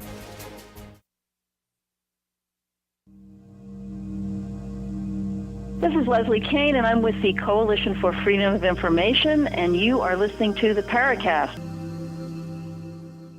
Dr. John Brandenburg is here, and we're talking about the mysteries of Mars. But I want to focus now very quickly, because we're kind of retracing a lot of old ground, but adding to the possibility that Earth was impacted by these nuking ETs. So we discover the presence of some kind of running water on Mars by the probe that doesn't care about life. And now there's a story, and this may be prejudging what the news will be, but maybe you've heard more than we have. Martian atmosphere that apparently is going to be disclosed a couple of days after the show goes on the air. So would you tell us, please, what do you think they're going to tell us? What do you think they're going to reveal? Oh, they're going to find, they're finding that the Martian atmosphere is rapidly being blown, sort of sandblasted away by the solar wind, because Mars doesn't have a magnetic field anymore. And that if you extrapolate that rate back, it says that Mars used to have a much denser atmosphere about the time frame we are talking about, half a billion years ago. So what they're going to say is that Mars could have easily had an ocean and liquid water in fairly recent geologic times. When they announce this, John, they're going to obviously get questions, and people will say, okay, so they had an Earth-like atmosphere billions of years ago, whatever it was. Right. Would they have had intelligent life then? That question's got to come up. Well, yes. People are going to have to ask that question. And headquarters NASA has a much different attitude about this than Jet Propulsion. NASA is not a monolith. No pun intended. Apologies to Arthur C. Clarke. NASA is not a completely homogeneous thing. For one thing, the people who have taken the lead in finding life on Mars in Mars meteorites are from Houston, because they want a manned mission to Mars. And the people at Jet Propulsion Lab are some of the leaders of the people who say, oh, no, your evidence isn't convincing. So people in NASA headquarters are far more progressive in their thinking about Mars than people at Jet Propulsion Lab are, simply because they want a manned mission to Mars and be able to justify that to the American public. And nothing intrigues. The whole reason to go to Mars is to find out whether there was intelligent life there in the past. Now, that is the big question at Mars. Okay, now that's the other question too here. If we are going to go to Mars, I like to think about how this might come to be, because the space program died pretty much after the astronauts stopped going to the moon. Unless you believe there's a secret space program, do you? I don't think there's a secret space program myself. I know that a lot of money seems to have been spent by the Defense Department on something in space, but we don't know what it is. That's all. A lot of money seems to be unaccounted for, which means it went into some kind of classified program. But I can't speculate. I don't have enough information. All I know is that we quit going to the moon after doing 6 victory laps. We won the race to the moon. We did 6 victory laps and a goalpost dance and spiked the football. And then, unfortunately, the moon didn't really have any major resources or anything else. And building a base on the moon was viewed as not only expensive but destabilizing to the Cold War. So they decided to just pull back from the moon and build a space station, which we did, the Skylab, and then a space shuttle, and then we built a bigger space station. So in one sense, in future, students will read the history of this whole era as, okay, they went to the moon for geopolitical reasons, but then they continued to expand into space and develop a permanent human presence in space, the space station. And now we're set to go to Mars. And I will share a conversation with an old space professional. He said that it would have made much more sense to build a space station and then go to the moon, but instead we did it backwards. So he said by that illogic, the human race will go to Mars first and then build a moon base. All right, but whenever it happens, it's not something we're doing now. The last estimate I heard is maybe 15 or 20 years. Motivator, aren't we, Gene? What did you say? Hey, we're going to need a big motivator to go to Mars. Right, because right now they're talking about Mars in 2035. And I will be about 400 years old. You'll be maybe 450 at the time. So I don't think you or I are going to necessarily live to see people go to Mars. Or if we do, we're going to be quite old. What's your take? Okay, I believe we will go to Mars much sooner than 20 years from now. I believe we will go there of necessity because of these things that have been discovered. There is a dead civilization on Mars, and apparently someone nuked them. It's the most poignant and tragic story imaginable. It completely transforms our view of the universe from being something we could ignore and maybe explore at our leisure to now we must become spacefaring. We must become, we can't be a little fish in a big sea anymore. We have to become a big fish. So that's why I believe we will go to Mars. Okay, but this is the point here about technology. If we're going to go to Mars, if we're going to get there in less than 20 years, don't we have to have a crash program now to get this moving? Here is what is going on. My own belief is the U.S. government has known about this possibility since 1976. In fact, they have the new Mars orbiter they have, the Mars Reconnaissance Orbiter, is a spy satellite. This is a satellite that's supposed to read license plates on Earth, and it's orbiting Mars. They are investigating Mars in as in-depth a way as our technology allows. They are building the Space Launch System based on the shuttle components. They're using 4 shuttle engines, big solid boosters, and the central fuel tank of the shuttle, basically without much modification. They're putting a capsule on top, boom, we got a Saturn V. When I saw that they were actually going back to a design based primarily on the shuttle components without any modification, I said to a colleague, it is frightening to see the U.S. government do something so logical and efficient. We must be in deep trouble. In other words, the U.S. government is in a hurry. We are building the SLS. It's due to launch in its first form in about a year or so. They just started asking for astronauts to train for Mars. That doesn't sound like somebody who's going to go to Mars in 20 years. That sounds like somebody who's getting ready to go to Mars soon, in 5 years.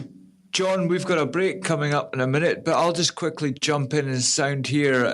This kind of sounds like you're heading towards an alternative 3 explanation, like, the powers that be know something bad is imminent and they are, just putting their heads together and getting this done because, as they see it, it has to be done. It's no ifs and buts. Is that where you're going? No. Well, I am saying it is of necessity now that we are going to Mars. Let's talk about more of this in our next segment. John, I got to do the break. Let's talk more about this in our next segment, okay? Just remind you to beat the price increase for Paracast Plus. Check out plus.theparacast.com and sign up today. That's best I can say. It even rhymes. Dr. John Brandenburg talking Mars and Mars exploration with Gene and Goggs. You're in the Paracast.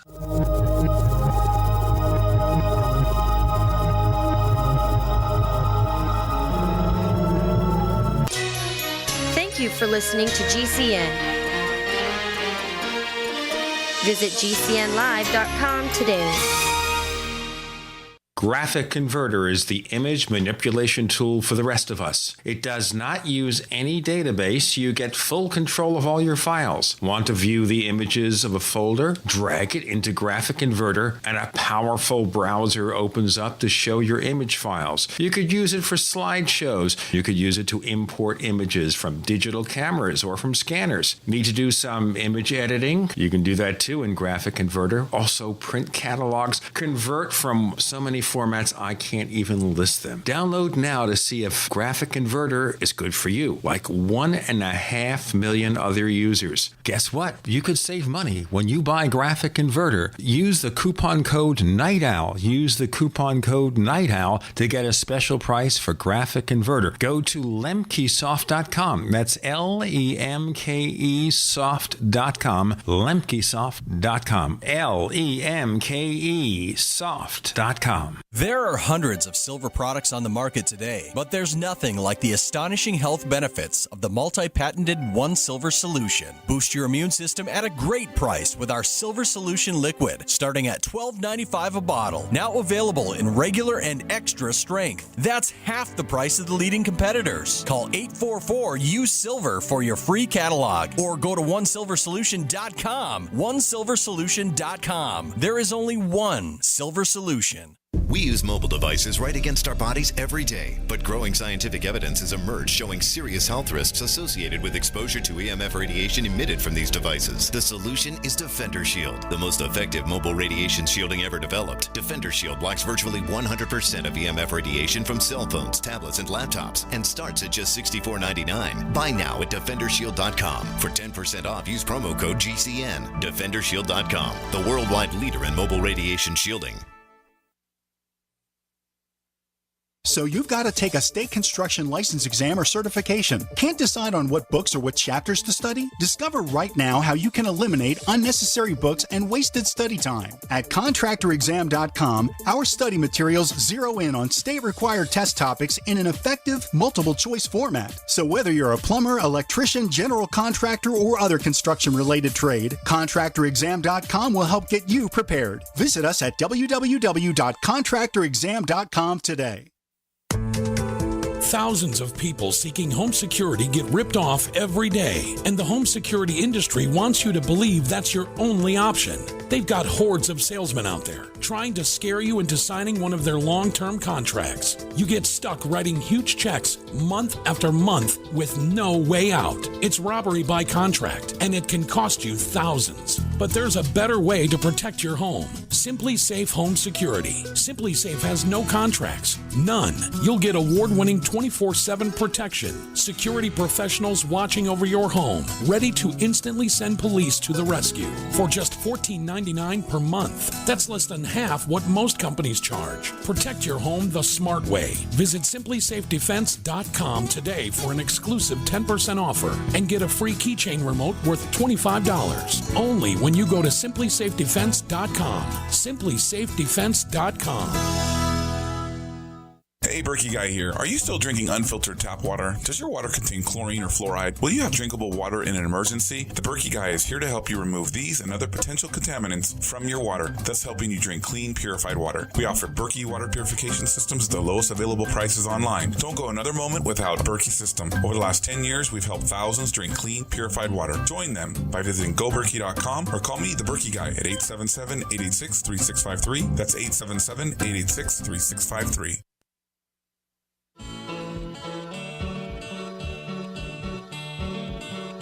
This is Micah Hanks of the Gralien Report, and you're listening to the Paracast, the gold standard of paranormal radio.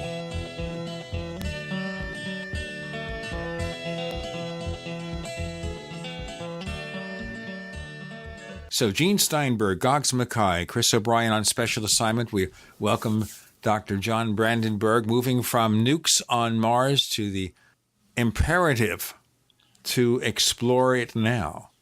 Right. To get there as soon as possible. So what is your timetable? How long is it going to take before humans get there? Does this in any way resemble this program that has been mentioned where humans will go to Mars strictly on a one-way trip? I believe we will have human beings on Phobos within 10 years. That ain't bad. You said Phobos, and why did you say Phobos specifically? Because it's like... It's much easier to land on than the surface of Mars. Because less gravity. It's a good it is an initial beachhead in the Mars system. It's a ready-made orbiting satellite. Yes. Okay. If you land on Phobos and establish a base camp there, then expeditions to the surface can be done within a year or two. But that will be the first foothold. Do you know if that is a fact? Has there been proposals that do include landing on Phobos? Because I've never heard of this before. Yes, there are. It's considered the first easy thing to do, especially if you want to impress the public that you are having reaching a major milestone. It's a much safer, easier mission than landing on the surface and returning. But I believe we will have human beings on Mars within 15 years. Now, John, what do you think about the appallingly bad record that Russia had in attempts to send probes to Mars? Mars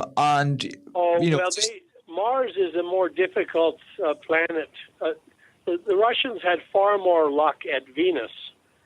And it was partly because their computer technology was so poor. The communication lag at Mars can be much, much longer, almost an hour, compared to at Venus, it never gets to be more than about 20 minutes. So the Russians have done a lot of good work, but their computer technology was always behind ours. And but, Gobbs, I want to get back to your idea of this alternative 3 business. I can't speak to alternative 3. I haven't studied it much. But the idea that this is now an imperative for the human race, it is no longer optional, is what I want to emphasize. The human race is holding in the ghost town that is the cosmos. The deserted ruin, apparently, that is the cosmos. The human race is having a rock concert with Led Zeppelin, and they are holding a combination of Burning Man and a Led Zeppelin concert in the middle of this graveyard that is anyone who wants to see us can see us Our radio waves are going out in every direction. And so it is only a matter of time before someone who does not like, who finds people like us annoying, will come here. And before they come here, though, we must be ready. The best way to be ready is to go to Mars, find out what happened exactly, become spacefaring, and present them with an Imperial Starfleet or the Federation Starfleet from Star Trek, one or the other, it doesn't matter which. And then, as Obi-Wan Kenobi said in the bar scene in Cantina, this little one is too much trouble to bother with. My personal opinion is that, you know, we hear of China, maybe even India, talking about going to the moon, and, you know, Russia and America have talked about going on to Mars and stuff. Right. I would find it, you know, a bit like how Ronald Reagan said, I almost wish that we could internationally accept maybe that there is life elsewhere in the world, in the universe, or that UFOs are real, because it seems to me, why waste all this parallel effort in trying to do the same thing when we would probably do a better job if we actually did it all together and put our work and energy together. Goggs is a good example of international cooperation. People, in fact, were complaining to me bitterly that why did we need the Russians to help build the space station? And I said to them, if it wasn't for the Russians, we would have a paper space station, you know, consisting of pallets of design studies. The Russians actually build things and put them in orbit. Yeah. You know, Americans have what's called analysis paralysis, and so the Russians were very instrumental in actually building a space station, as opposed to designing one or thinking about having a space station, which is all the Americans could seem to do, and then of course the Europeans also joined, and the Canadians.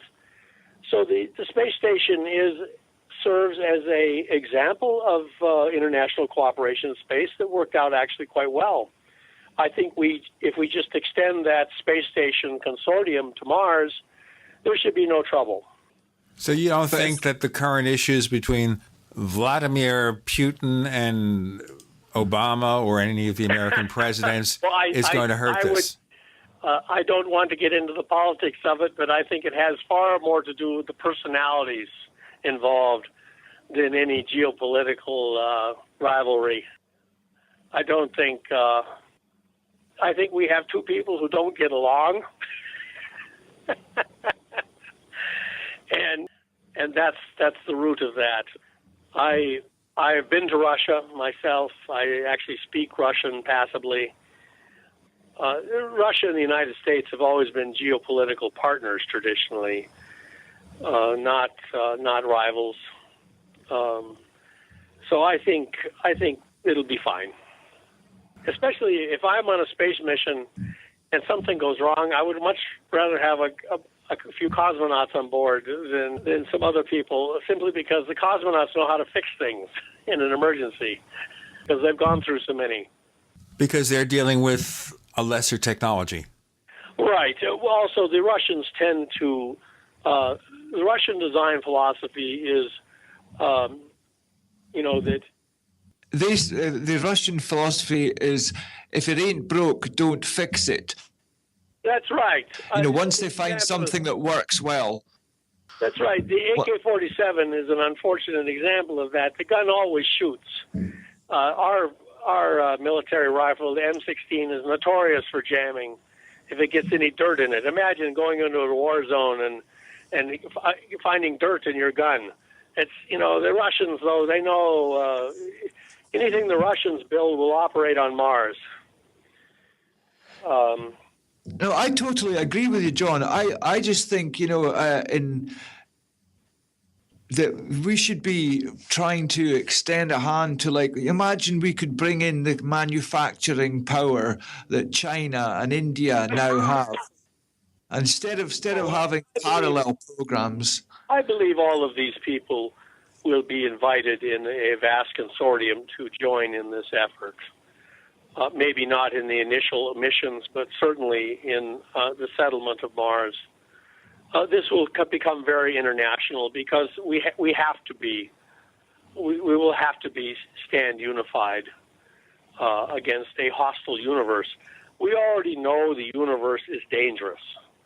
There could be a big asteroid they discover tomorrow that's going to hit the Earth in a year. I examined that in science fiction to see what that would be like. A comet, a gamma ray burster or something, could wipe out the Earth. There are many natural hazards that could wipe out the human race that we know exist in the universe.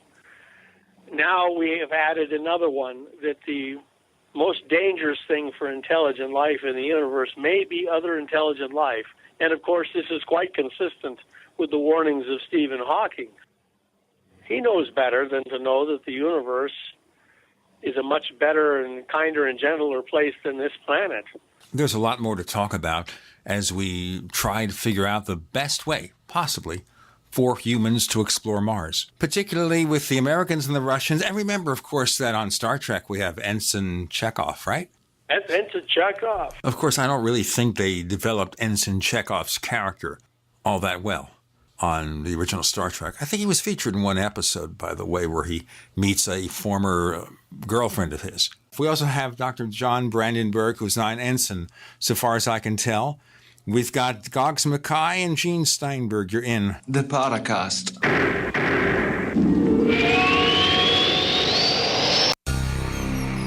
Thank you for listening to GCN. Visit GCNlive.com today. First came Attack of the Rockoids, and it was a critically acclaimed success. And now there's The Coming of the Protectors. A former military intelligence man is contacted by a space woman in a dream that turns out to be a nightmare because evil forces on our distant planet are planning to conquer the Earth. This is gripping science fiction of the classic kind. Attack of the Rockoids and The Coming of the Protectors. Find out more at rockoids.com. That's Rockoids, ROCKOIDS.com. So here's what happened. I was placing an order online. The site went down. It just stopped responding. It took hours before it returned, but I'd already placed the order with another company. If your site goes down, you could lose business. And if you have a business or personal site, you'll want to know it's easy to run and it will stay online. At iWeb, your site is hosted on one of the most reliable networks in the world. Check it out. iWeb.com. That's iWeb.com. As if chlorine in our water weren't bad enough, now they're adding ammonia? It's true. Some municipalities are now adding ammonia plus chlorine to your water supply. It's a disinfectant called chloramine. But with a trusted Big Berkey water filter, you can keep chloramine out of your water. New NSF EPA certified lab tests show EPA Berkey water filters remove chloramines, pharmaceuticals, BPA, pesticides, bacteria and viruses, all forms of fluoride, and much more. Big Berkey water filters are the original and most trusted on the market. The gold standard in water purification. And our filters last for years at less than 2 cents per gallon. Big Berkey, the one that's powerful enough to purify stagnant pond water. Get your Big Berkey today. Call 1-877-99-BERKEY or click BigBerkeyWaterFilters.com. That's 1-877-99-BERKEY. Big Berkey Water Filters, for the love of clean water.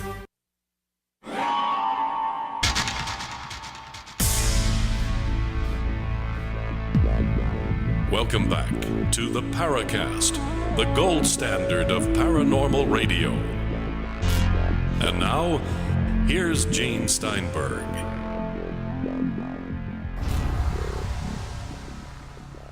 So therefore, I'll have you do it next time, John. Okay, we have Dr. John Brandenburg with us. I'm Gene Steinberg. He's Goggs Mackay. Chris O'Brien's on special assignment.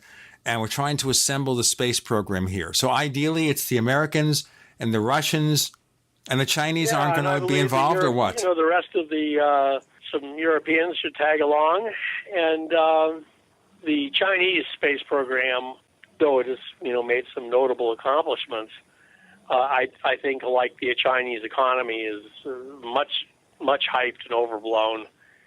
Anyway, let's just assume that the Space Station Consortium goes to Mars and explores Mars together, particularly with the Russians along, so no one gets... By the way, I think it's my best opinion that the civilization on Mars was very primitive, but I don't know that. There could be advanced technology buried in the ruins that we don't know about that could change the balance of power on Earth. It would be much more stabilizing internationally if it was an international expedition to Mars. Yeah. John, what about possibilities of energy and mineral supplies, that kind of thing, on Mars? Well, there's plenty of thorium and uranium on Mars. There's also plenty of water, and that means heavy hydrogen for fusion energy. I am a proponent, by the way, of fission hybrid energy that enables us to make combined fusion and fission to make a much safer, cleaner form of nuclear power. But the logistics here, we obviously can't just ship stuff back and forth from Mars. We'd have to set up a base there, long-term basis, and then find some way to transport these minerals, because our space travel system now is not nearly efficient enough for that. No, we need much more advanced space technologies. By the way, you asked me a question at the very beginning. How does a plasma physicist end up on Mars?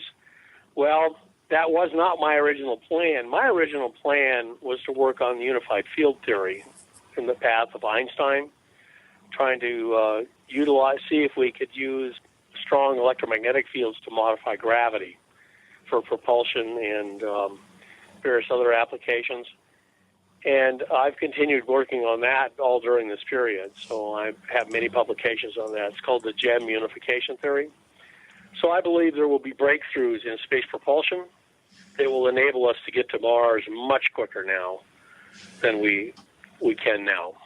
Well, John, what do you presume you'll know about the Canadian John Hutchison? And if so, do you believe in the so-called Hutchison effect?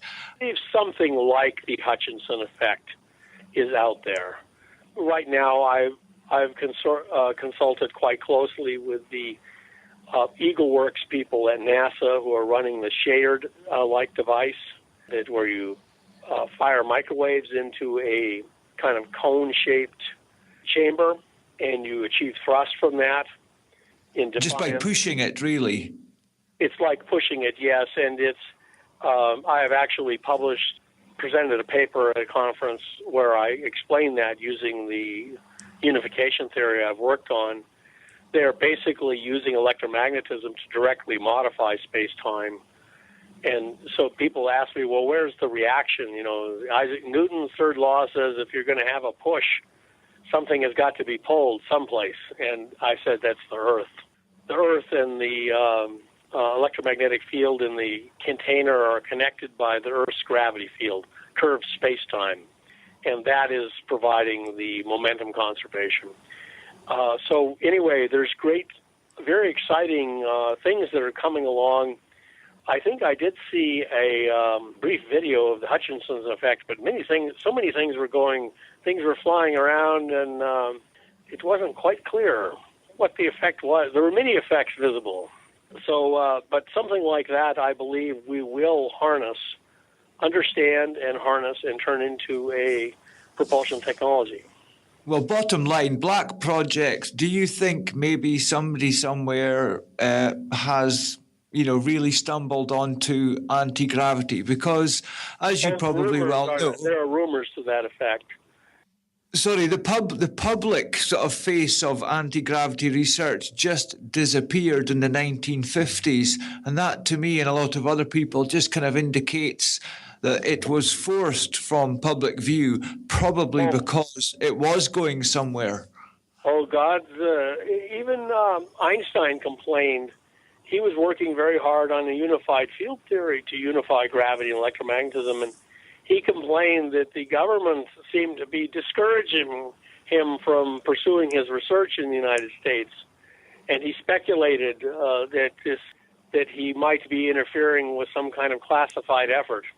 And so the rumor, here is the rumored secret history, which is quite fascinating, is that the Germans, using Kaluza-Klein theory, apparently, which Einstein helped publish, which invokes a hidden fifth dimension, that the Germans made great progress during World War II.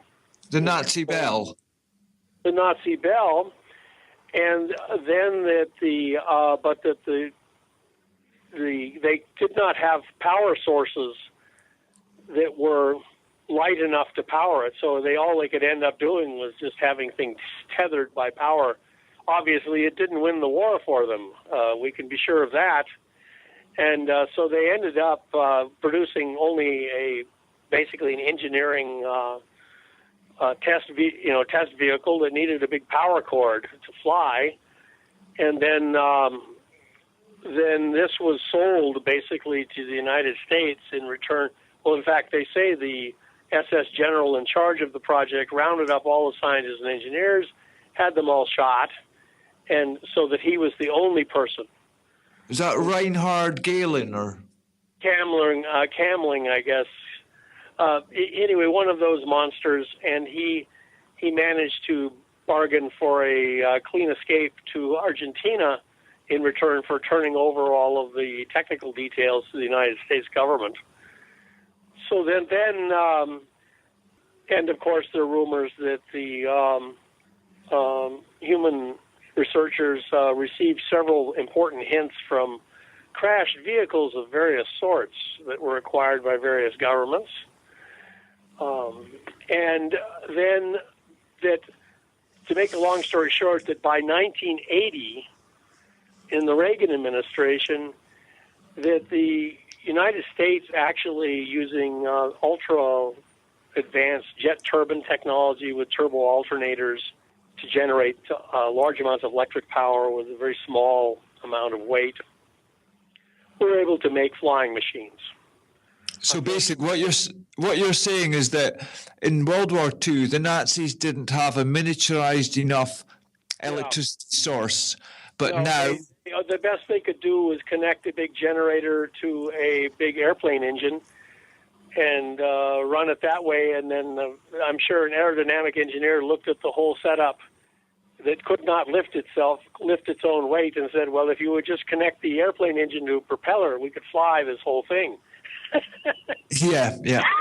But copper windings and generators and things are very heavy. But they say that by the 1980s, well, with superconductivity, superconductors technology had advanced, that the U.S. government managed to make flying machines that flew quite well, very self-contained, and they used jet turbine technology to fly within the atmosphere and short distances outside of it. And so that in one sense, has an engineering solution has been found to this, so we basically have that technology. There were rumors that the U.S. government would like to declassify that technology and make it available to the commercial aircraft industry, and that's sort of like having quintuplets, though. Since there's so many factions involved. We have Dr. John Brandenburg with Gene and Goggs. You're in the Paracast. Neighbors, are you tired of dealing with a slow web hosting provider? Well, check out A2 Hosting and their screaming fast Swift server platform. They even have SSDs that load pages 300% faster than the competition. Ready to give your site a speed boost? Well, tell you what, neighbors, head on over to a2hosting.com. That's A2, that's number 2, a2hosting.com. Check out their Prime hosting account. And get this, neighbors, they're even giving you an exclusive 25% off discount for all our listeners. 25%. And remember, their Guru Crew support team is standing by 24/7, 365 days a year to answer any of your questions. Now, to get the discount, use the coupon code GENE when you check out. Attention, all men. Are you urinating more frequently? Do you wake up to urinate? Are you having a slower, weaker stream? Don't ignore the warning signs of your aging prostate. Get your free bottle of Super Beta Prostate. Super Beta Prostate is guaranteed to support a more complete emptying of your bladder, a fuller, stronger stream, and less waking at night to urinate.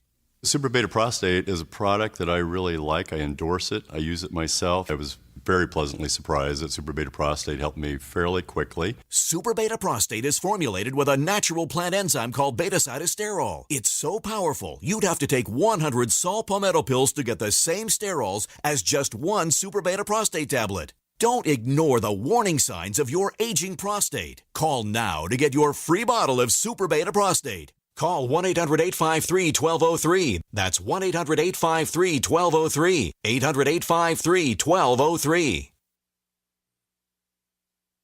We use mobile devices right against our bodies every day, but growing scientific evidence has emerged showing serious health risks associated with exposure to EMF radiation emitted from these devices. The solution is Defender Shield, the most effective mobile radiation shielding ever developed. Defender Shield blocks virtually 100% of EMF radiation from cell phones, tablets, and laptops, and starts at just $64.99. Buy now at DefenderShield.com. For 10% off, use promo code GCN. DefenderShield.com, the worldwide leader in mobile radiation shielding. You're fired. According to the Small Business Administration, 75% of small businesses plan to eliminate jobs or reduce workers' hours to part-time. You're fired. According to Gallup, the unemployment rate recently jumped to nearly 9%, and the underemployment rate hit a staggering 17.9%. You're fired. 1 out of 3 young adults and 1 out of 2 recent college graduates are underemployed. Hello, I'm Keith Abel, a pharmacist and a home business entrepreneur. In 2011, I became one of those statistics myself. Instead of looking for another job in corporate America, I joined Dr. Joel Wallach, the Dead Doctors Don't Lie guy. We're creating steady incomes for ourselves and would like to show you how to do the same. If you want to supplement your current income, replace your income, so you don't have to become one of the statistics, then give me a call toll-free at 866-257-3105, 866-257-3105. You're fired. Don't wait till you hear those words. Start creating an extra income today. 866-257-3105. Hey, Berkey Guy here. Are you still drinking unfiltered tap water? Does your water contain chlorine or fluoride? Will you have drinkable water in an emergency? The Berkey Guy is here to help you remove these and other potential contaminants from your water, thus helping you drink clean, purified water. We offer Berkey water purification systems at the lowest available prices online. Don't go another moment without a Berkey system. Over the last 10 years, we've helped thousands drink clean, purified water. Join them by visiting goberkey.com or call me, the Berkey Guy, at 877-886-3653. That's 877-886-3653. We'd like to hear from you. If you have a comment or question about the Paracast, send it to news@theparacast.com. That's news@theparacast.com. And don't forget to visit our famous Paracast community forums at forum.theparacast.com. Dr. John Brandenburg is one of our best presenters of the Paracast ever. I channel my old Scottish ancestors every once in a while. Well, we have Goggs, who doesn't have to channel. He just has to open his mouth. My old ancestor Fergus, head of his clan, brags to me that he's killed many a man over the colors of his kilt. But I think he's exaggerating. I think he's only killed 3 or 4. So. Okay, well, this joke is going to be kilt in a moment. You had kind of a long answer and explanation in our last segment. I'd like you to finish that, and then we'll go on. It is rumored that the U.S. government has mastered anti-gravity flight. Oh, I heard all sorts of stories about research into that. Expand on that, please. Well, you basically need some kind of rudimentary theory that unifies gravity and electromagnetism. And the U.S. government has sort of theories like that, and it also has apparently some items of technology that actually work, never mind how they got them. But so between reverse engineering and some trial and error and some rudimentary theory, they managed to make great progress, so now they have operating systems. That's just what I've heard. Well, if we can do anti-gravity, wouldn't that be almost like free energy to some degree? No, those two things are quite different. I can elaborate on that.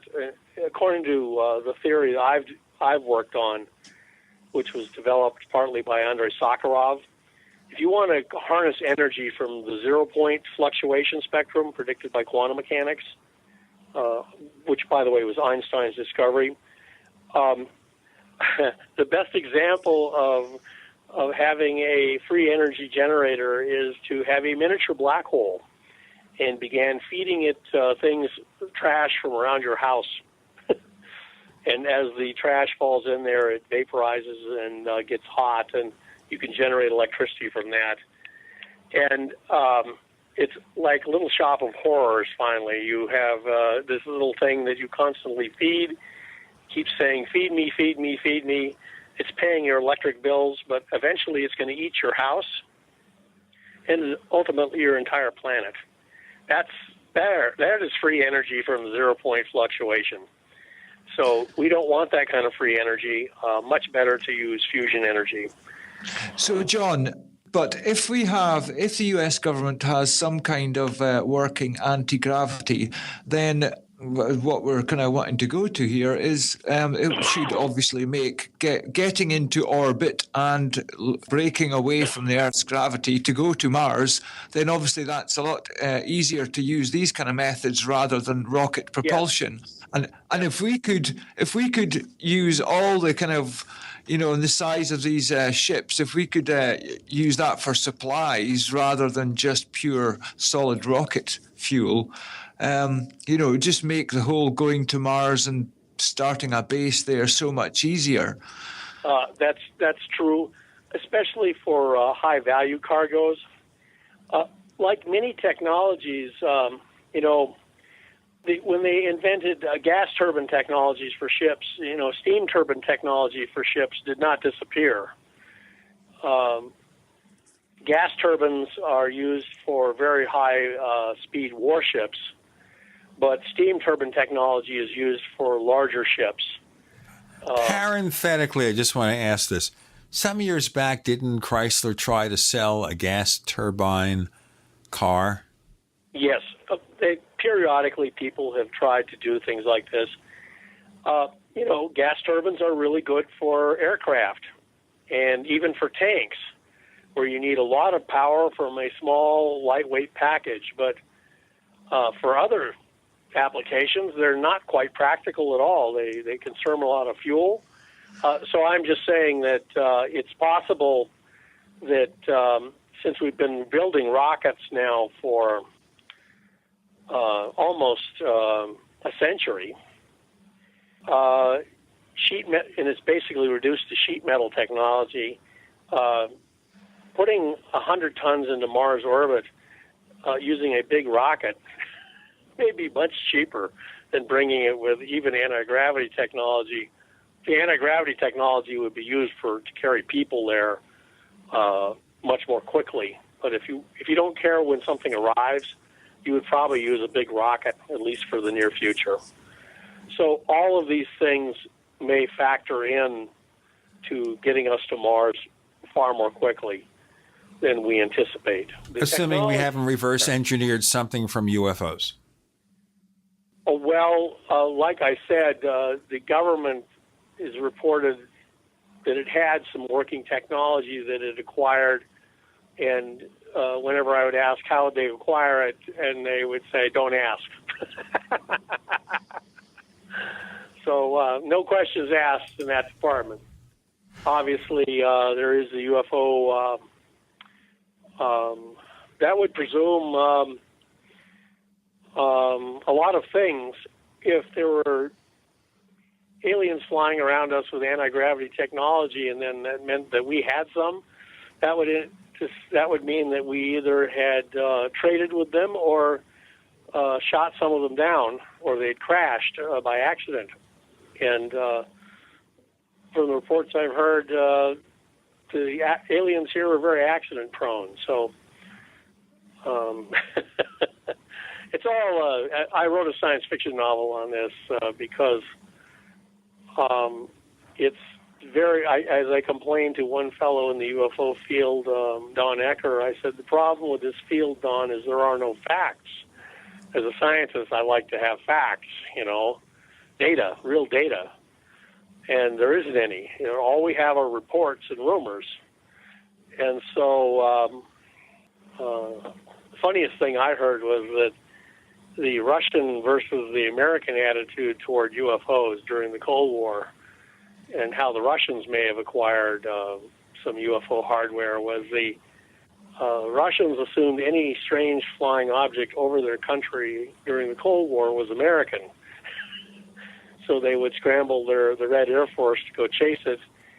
And after losing a lot of MiGs, apparently they ultimately downed one, and Russian troops arrived to open it up and cordon off the area. And they opened up the hatch and looked inside, and were surprised to not see any Americans inside. It was the Chinese. Yeah, something like that. And then, but by the mid-'60s, the Russians, being very suspicious, decided that the United States was talking to some of the aliens, so the aliens were probably working for the Americans. So that's why the stories you hear is the aliens and the Russians do not get along. Well, the aliens, therefore, if they were to make a masked landing, would be in front of the White House lawn. But unfortunately, it would not be believed because nobody believes what the president says anymore. It's just going to be spin, and Fox News is going to say it's an evil plot to get Hillary Clinton elected, right? We've got Dr. John Brandenburg joining us this week with Gene and Goggs. You're in the Paracast.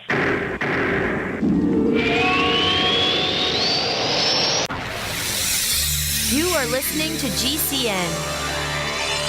Visit GCNlive.com today. It's time to kick some ash because cigarettes have met their match. Smokers are switching to Vaporite e-liquid by LeSig because when you kick ash, you kick tar and smelly smoke too. LeSig smokes the competition with real people customer service, a 7-day satisfaction guarantee, and same-day fast free shipping. Become a vapor today at LeSig.com, spelled LECIG.com. LeSig e-cigarettes. Kick some ash. This is Dan Pilla. Do you owe the IRS money you can't pay? Are tax debts crippling you? I've defended people from the IRS for over 30 years. I've helped thousands, and I can help you too. I wrote the book on IRS settlement, and I'm telling you, there's no such thing as a hopeless case. Call 800-34-NO-TAX to finally get free of IRS debt. With the IRS's new programs, there's never been a better time to solve your problem. Call 800-34-NO-TAX. That's 800-34-NO-TAX, or my website, danpilla.com. My name is Bill Bonner, and I have an important message. Right now, the highest levels of government are struggling against an inevitable crisis, but they're about to lose control. When this happens, it will rip our country apart in ways you never imagined, from where we shop to the family you want to protect. Look, I've made predictions like this before. A few years ago, I warned that the housing prices would collapse. Before that, I warned that .com companies would crash, and they did. Those who listened had a chance to save themselves. But this has nothing to do with the stock market. This will affect us all. I've posted a free video at disappearingdollar.com. Maybe you'll disagree with my conclusions, but first you need to watch this video and see the facts for yourself. You can watch the video for free right now by going to disappearingdollar.com. Again, that's disappearingdollar.com. If you're like me, you're concerned about the stock market and the economy. You're asking the questions, but it just doesn't seem that you're getting the right answers. Well, my friends at the Wealth Preservation Institute not only have the answers, but they've put together a free report, How to Survive the Upcoming Economic Collapse and Protect Your 401ks, IRA savings, and retirement income. Don't hesitate. This report's for free for a limited time by calling 888-772-2929. That's 888-772-2929. Take back your financial lives today. Are you tired of commuting to a job that makes someone else rich? Working harder than ever, but getting nowhere? Do you hate spending hundreds of dollars every week on daycare? Having someone else raise your children? With our opportunities, you can start earning money as soon as next week. You get to be the boss, work from home, and live a happier life. At Be the Boss Network, you'll find hundreds of work-from-home opportunities that you can literally start today and be earning money as soon as next week. Go to freedom106.com and start earning money as soon as next week. You get to be the boss. Get out of the rat race. Work from home. Go to freedom106.com right now and change your life today. That's freedom106.com. Go to freedom106.com and start earning money as soon as next week. You be the boss. Go to freedom106.com. Owe $10,000 or more to the IRS? Get on board with the Tax Admiral. Don't pick on the IRS alone. I'll cut penalties and reduce your overall tax bill. Sometimes I can even get it zeroed out completely. We're an A-rated company helping people clean up their mess with the IRS. If you owe $10,000 or more, then call the Tax Admiral. Call 800-287-7180. Again, that's 800-287-7180. 800-287-7180.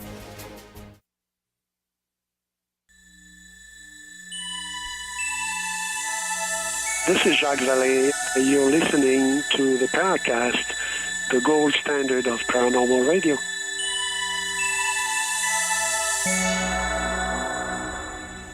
Dr. John Brandenburg has written a book about nukes on Mars. And before we go on, let me give you the title. It is called Death on Mars, The Discovery of a Planetary Nuclear Massacre. Our guest co-host is Goggs Mackay. A reminder that we are going to increase the price for Paracast Plus subscriptions from $5 to $6 a month. It's still pretty competitive, by the way, because other shows charge $7 up to $9 per month for premium content. We offer the ad-free version of the show. We offer after the Paracast. We now have the beginning of a library of show transcripts and a lot more coming, plus.theparacast.com. And we also even offer lifetime subscriptions. If you order now before November 16, 2015, you take the benefit of the current rate. It's not going to go up as long as your subscription remains in force. Goggs, do we have any questions from listeners, or have we covered them from the questions we've asked? I've just been looking, Gene, and a few of them I think we've covered, but I've got a question here from forum member Sublight, who joined the forum in October 2014, so it's just over a year. And his question for John is, Dr. Brandenburg, a lot of people speculate that cosmic events have taken place in the past involving what I would assume to be mechanical devices, such as an ancient spacefaring capability or extraterrestrial, or as you would put it, in a nuclear war from eons ago. Wouldn't the debris or leftover mechanisms from those time periods still exist somewhere? Wouldn't there be pieces orbiting around Mars, or fragments, or even whole mechanisms that could be detected in outer space? So I think you maybe have already covered that, in that you don't think any Mars civilization was that technological. Right, Gobs, but as I also say, I don't know the level of technology on the Martian civilization.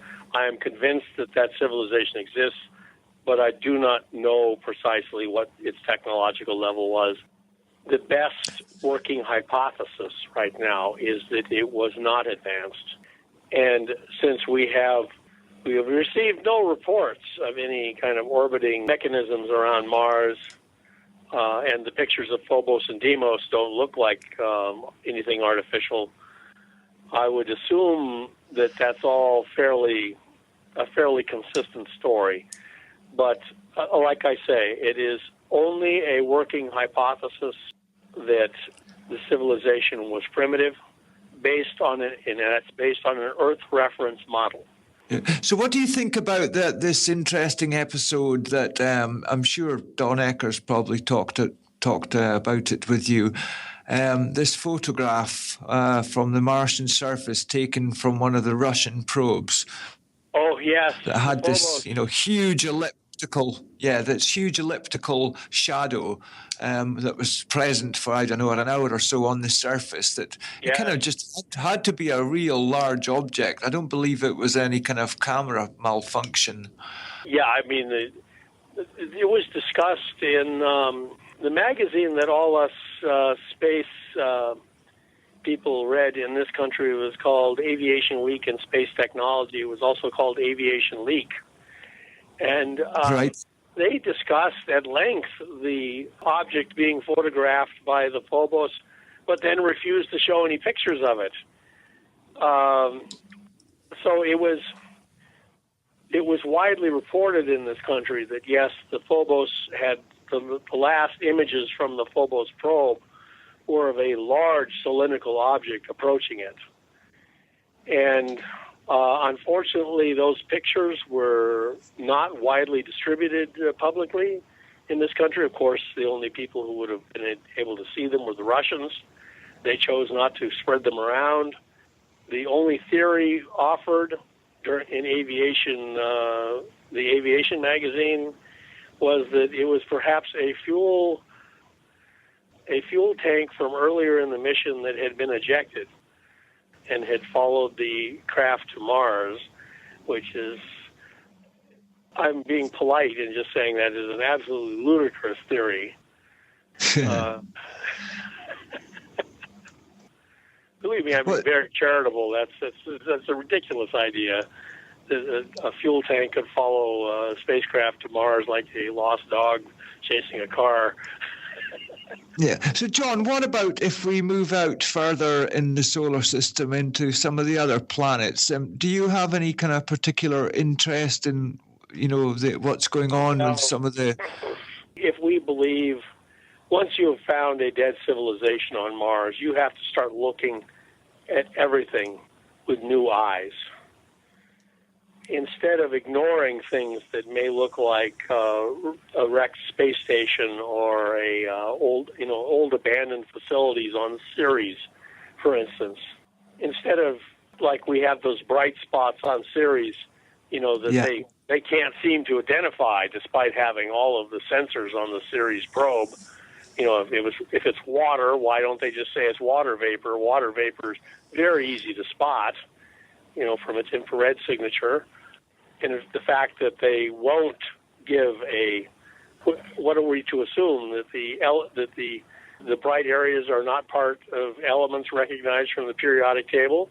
I mean, they have all sorts of probes, infrared multispectral imaging. They should be able to figure out what these things are.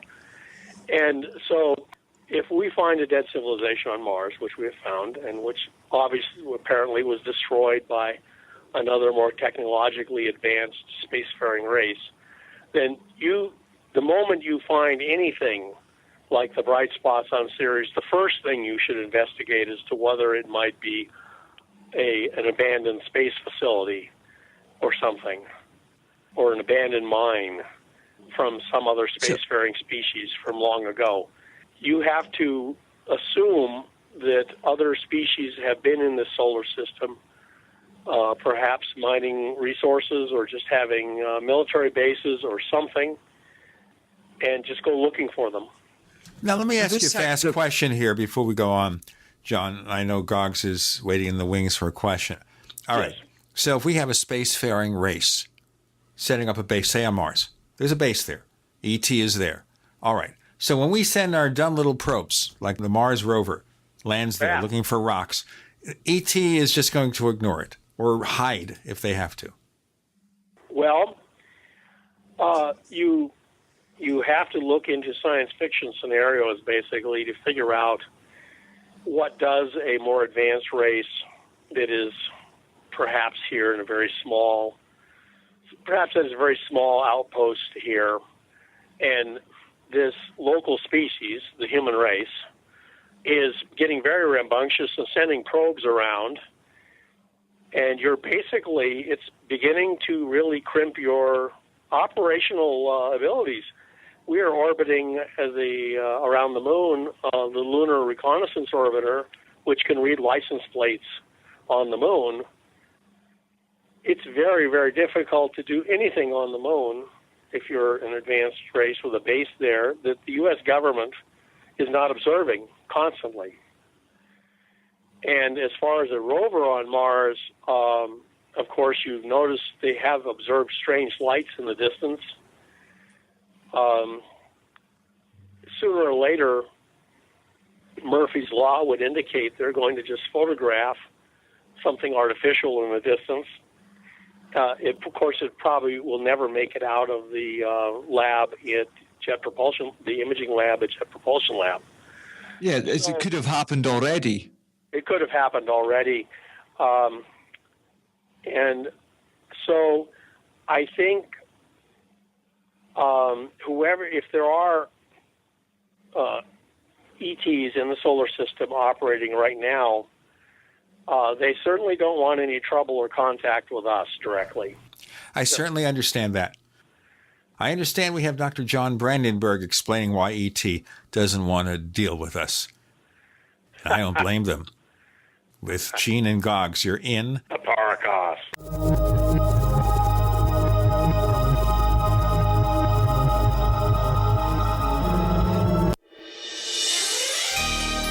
Thank you for listening to GCN.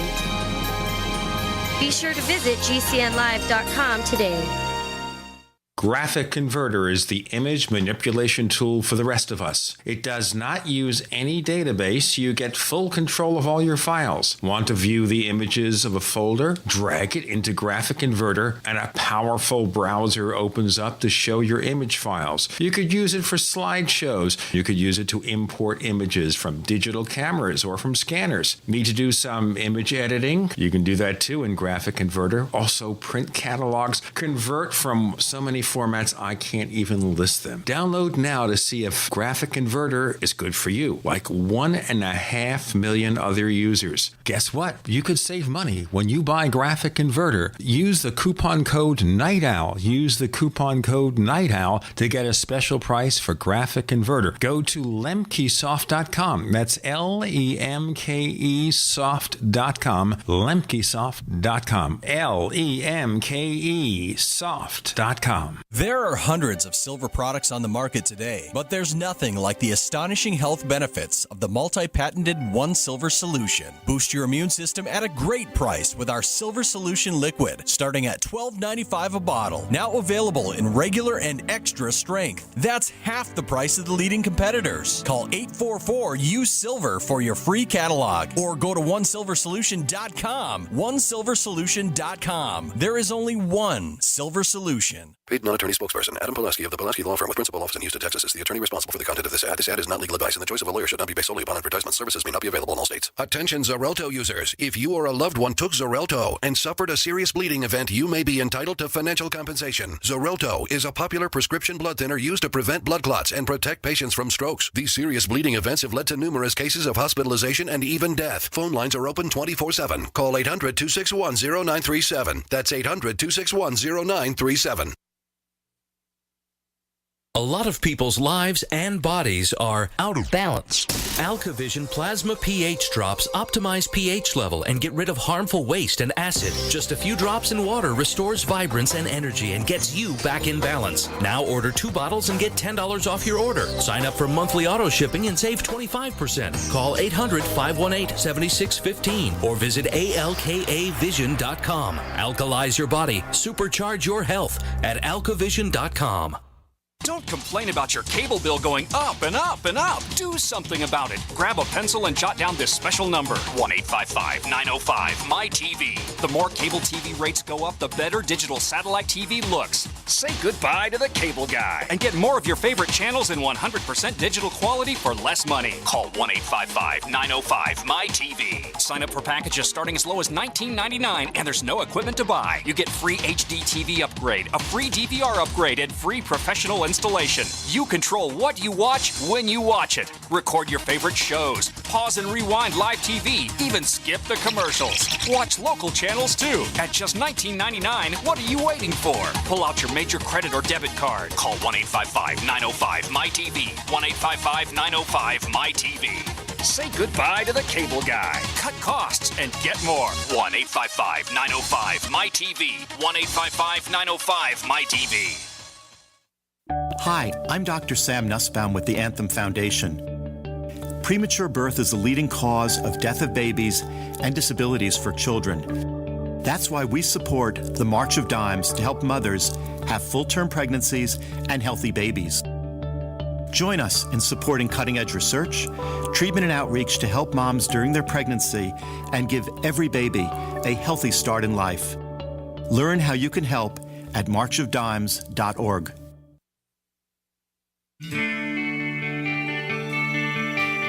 This is Jerome Clark, author of the UFO Encyclopedia and other books. You're listening to the Paracast.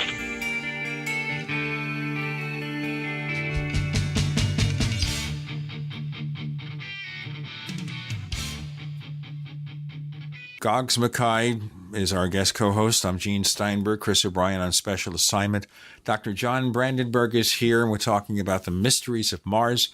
So we look at E.T., and we assume that E.T., who may or may not have set up bases on Mars and on the moon, that they are, as far as their morality is concerned, their peace-loving nature is concerned, there's no such thing. They're no better than we are. That's just the way it goes in this universe. They wouldn't do anything. Or would they do something nasty to us?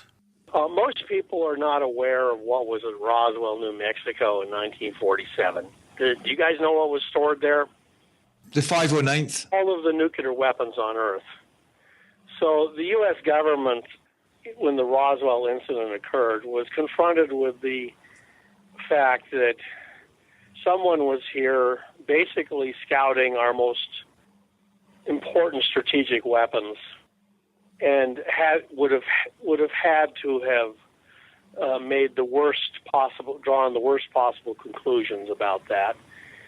Parts of the universe are probably not very friendly at all. Parts of the universe, on the other hand, may be quite friendly to us. So it's kind of like having the Vulcans and the Klingons. The Vulcans and the Klingons. Here's science fiction is, I think, a better guide than science right now. And so I think we should just be hopeful about the future. Go up to Mars, find out what happened, become spacefaring, and launch the USS Enterprise with Captain Kirk and his merry crew. We first have to start with the crew of the original Enterprise, which I think was, 100 years earlier? That's right. Well, you notice whenever in the movies, whenever the Captain Picard got in real trouble, he called on Captain Kirk. So, anyway, I believe that the future will be very bright for the human race. Everything's going to be fine. So if we don't screw ourselves in the meantime. What's that? So you don't expect us to screw ourselves in the meantime? Well, being human beings, there's always a danger of that, Gene. Well, right. We could just do anything to mess us up. Well, one of the key things for the human race is always giving, and I've raised 3 children. One of the things is keeping them focused on something positive. All right. Keep them focused on something positive. All right. We have a few minutes left. I just want to go quickly into a couple of areas here. Sure. Now, we know about the thing that's happening with the revelations about the atmosphere, which is what you expect, and we'll see just a day or two after the show is heard by most of our listeners. But where do we go next in Mars exploration? What do you think is going to happen from NASA or any of the government agencies? Well, the government has, announced there was liquid water on Mars. And most people assume that if there's liquid water, there's life, at least microbial life. Now they're going to announce that Mars' atmosphere was much denser in the past. Conditions on Mars were much more Earth-like. They'll be confirming that. This means that Mars was like Earth for a long time. And so the next phase will be a more intense biological investigation of Mars. That's what I believe. I believe the focus will now shift to finding extant Martian life. All these revelations have just, over the last, 10, 20 years about Mars, it's almost, I think, in 50 years' time, we may look back and you could almost plot these points on a line that just said this is them kind of introducing what they knew already, that it probably had life on it at some point, yes, but they're just kind of drips, drabs to the public. And it's just, once you accept that this might be the case, that it is drips and drabs deliberately, then we can almost come to expect these announcements from NASA, on quite a regular timescale, maybe even speeding up to the conclusion. And it kind of feels like that to me. I agree with you. I believe the pace is accelerating. I believe within 5 years it will become an accepted fact that there was past life and that there's present microbial life on Mars within 5 years. But they wouldn't reveal, even if they knew it, that there was a current civilization there, even if it was a base. No, that's too threatening. That ties my understanding would, my best guess, let's say, would be that the UFO cover-up is going to be the last part of this cover-up to disappear. The Mars cover-up is ending, but the UFO cover-up will probably continue for a long time. Okay, what are they covering up with regard to UFOs? Oh, everything. All I can say is I wrote a science fiction novel called Morning Star Past, The Collapse of the UFO Cover-Up. Wrote it under a pen name called Victor Norgard. And in that science fiction novel, the United States government had entered into a secret treaty with one of the UFO groups called the Greys. And imagine that Close Encounters of the Third Kind, that movie, imagine that event had actually occurred. And that the U.S. government then, in return for promised technology, had allowed the aliens to have a base on Earth. And in the novel, this was a historic occurrence, and that it had gone very, very badly. The aliens had displayed very bad faith. They hadn't given us any of the technologies they'd promised. And in fact, they were misbehaving very badly on Earth. So the whole thing collapses. In the book, in the novel, the real secret of the UFO cover-up is that there are hostile intelligences out there. That's the real thing they're covering up. They're afraid the public will not be able to handle it. The public will fall into despair and we will be conquered. So you mean we make ourselves vulnerable by the mere act of panic? We will fall into despair and lose our will to fight, and the aliens will take over. Let me throw this out because we discussed it before, and it's got to be the last comment. Or maybe they are creating a race of hybrids, half human, half alien, and they'll infiltrate society. In the novel, the government discovers that the hybrids are to replace us, that the aliens intend to colonize the Earth with the hybrids. You see, in Man of Steel, what happened is General Zod wanted to terraform Earth, just get rid of the Earthlings, and they take over, not gradually infiltrate. Exactly. That's something like the scenario the government discovers. And so in response, someone within the UFO cover-up starts leaking all these documents to these two women journalists.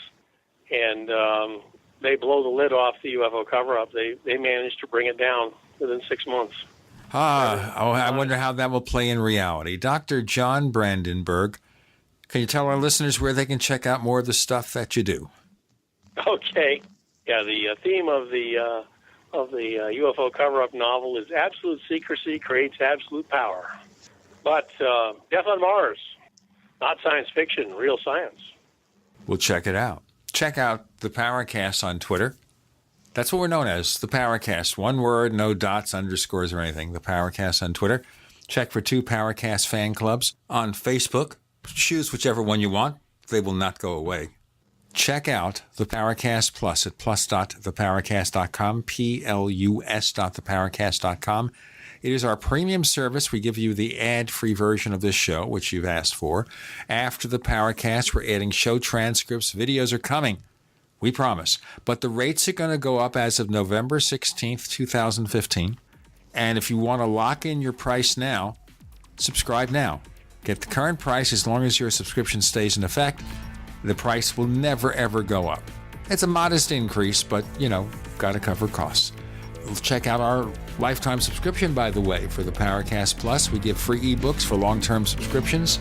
Plus.theparacast.com, plus.theparacast.com. Dr. John Brandenburg, thanks for joining us on the Paracast. Gene, great honor to join you and Goggs. Great talking with you.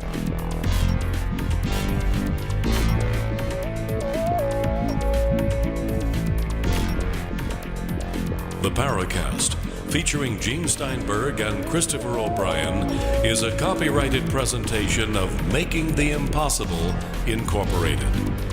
Tune in next week for a new adventure in The Paracast.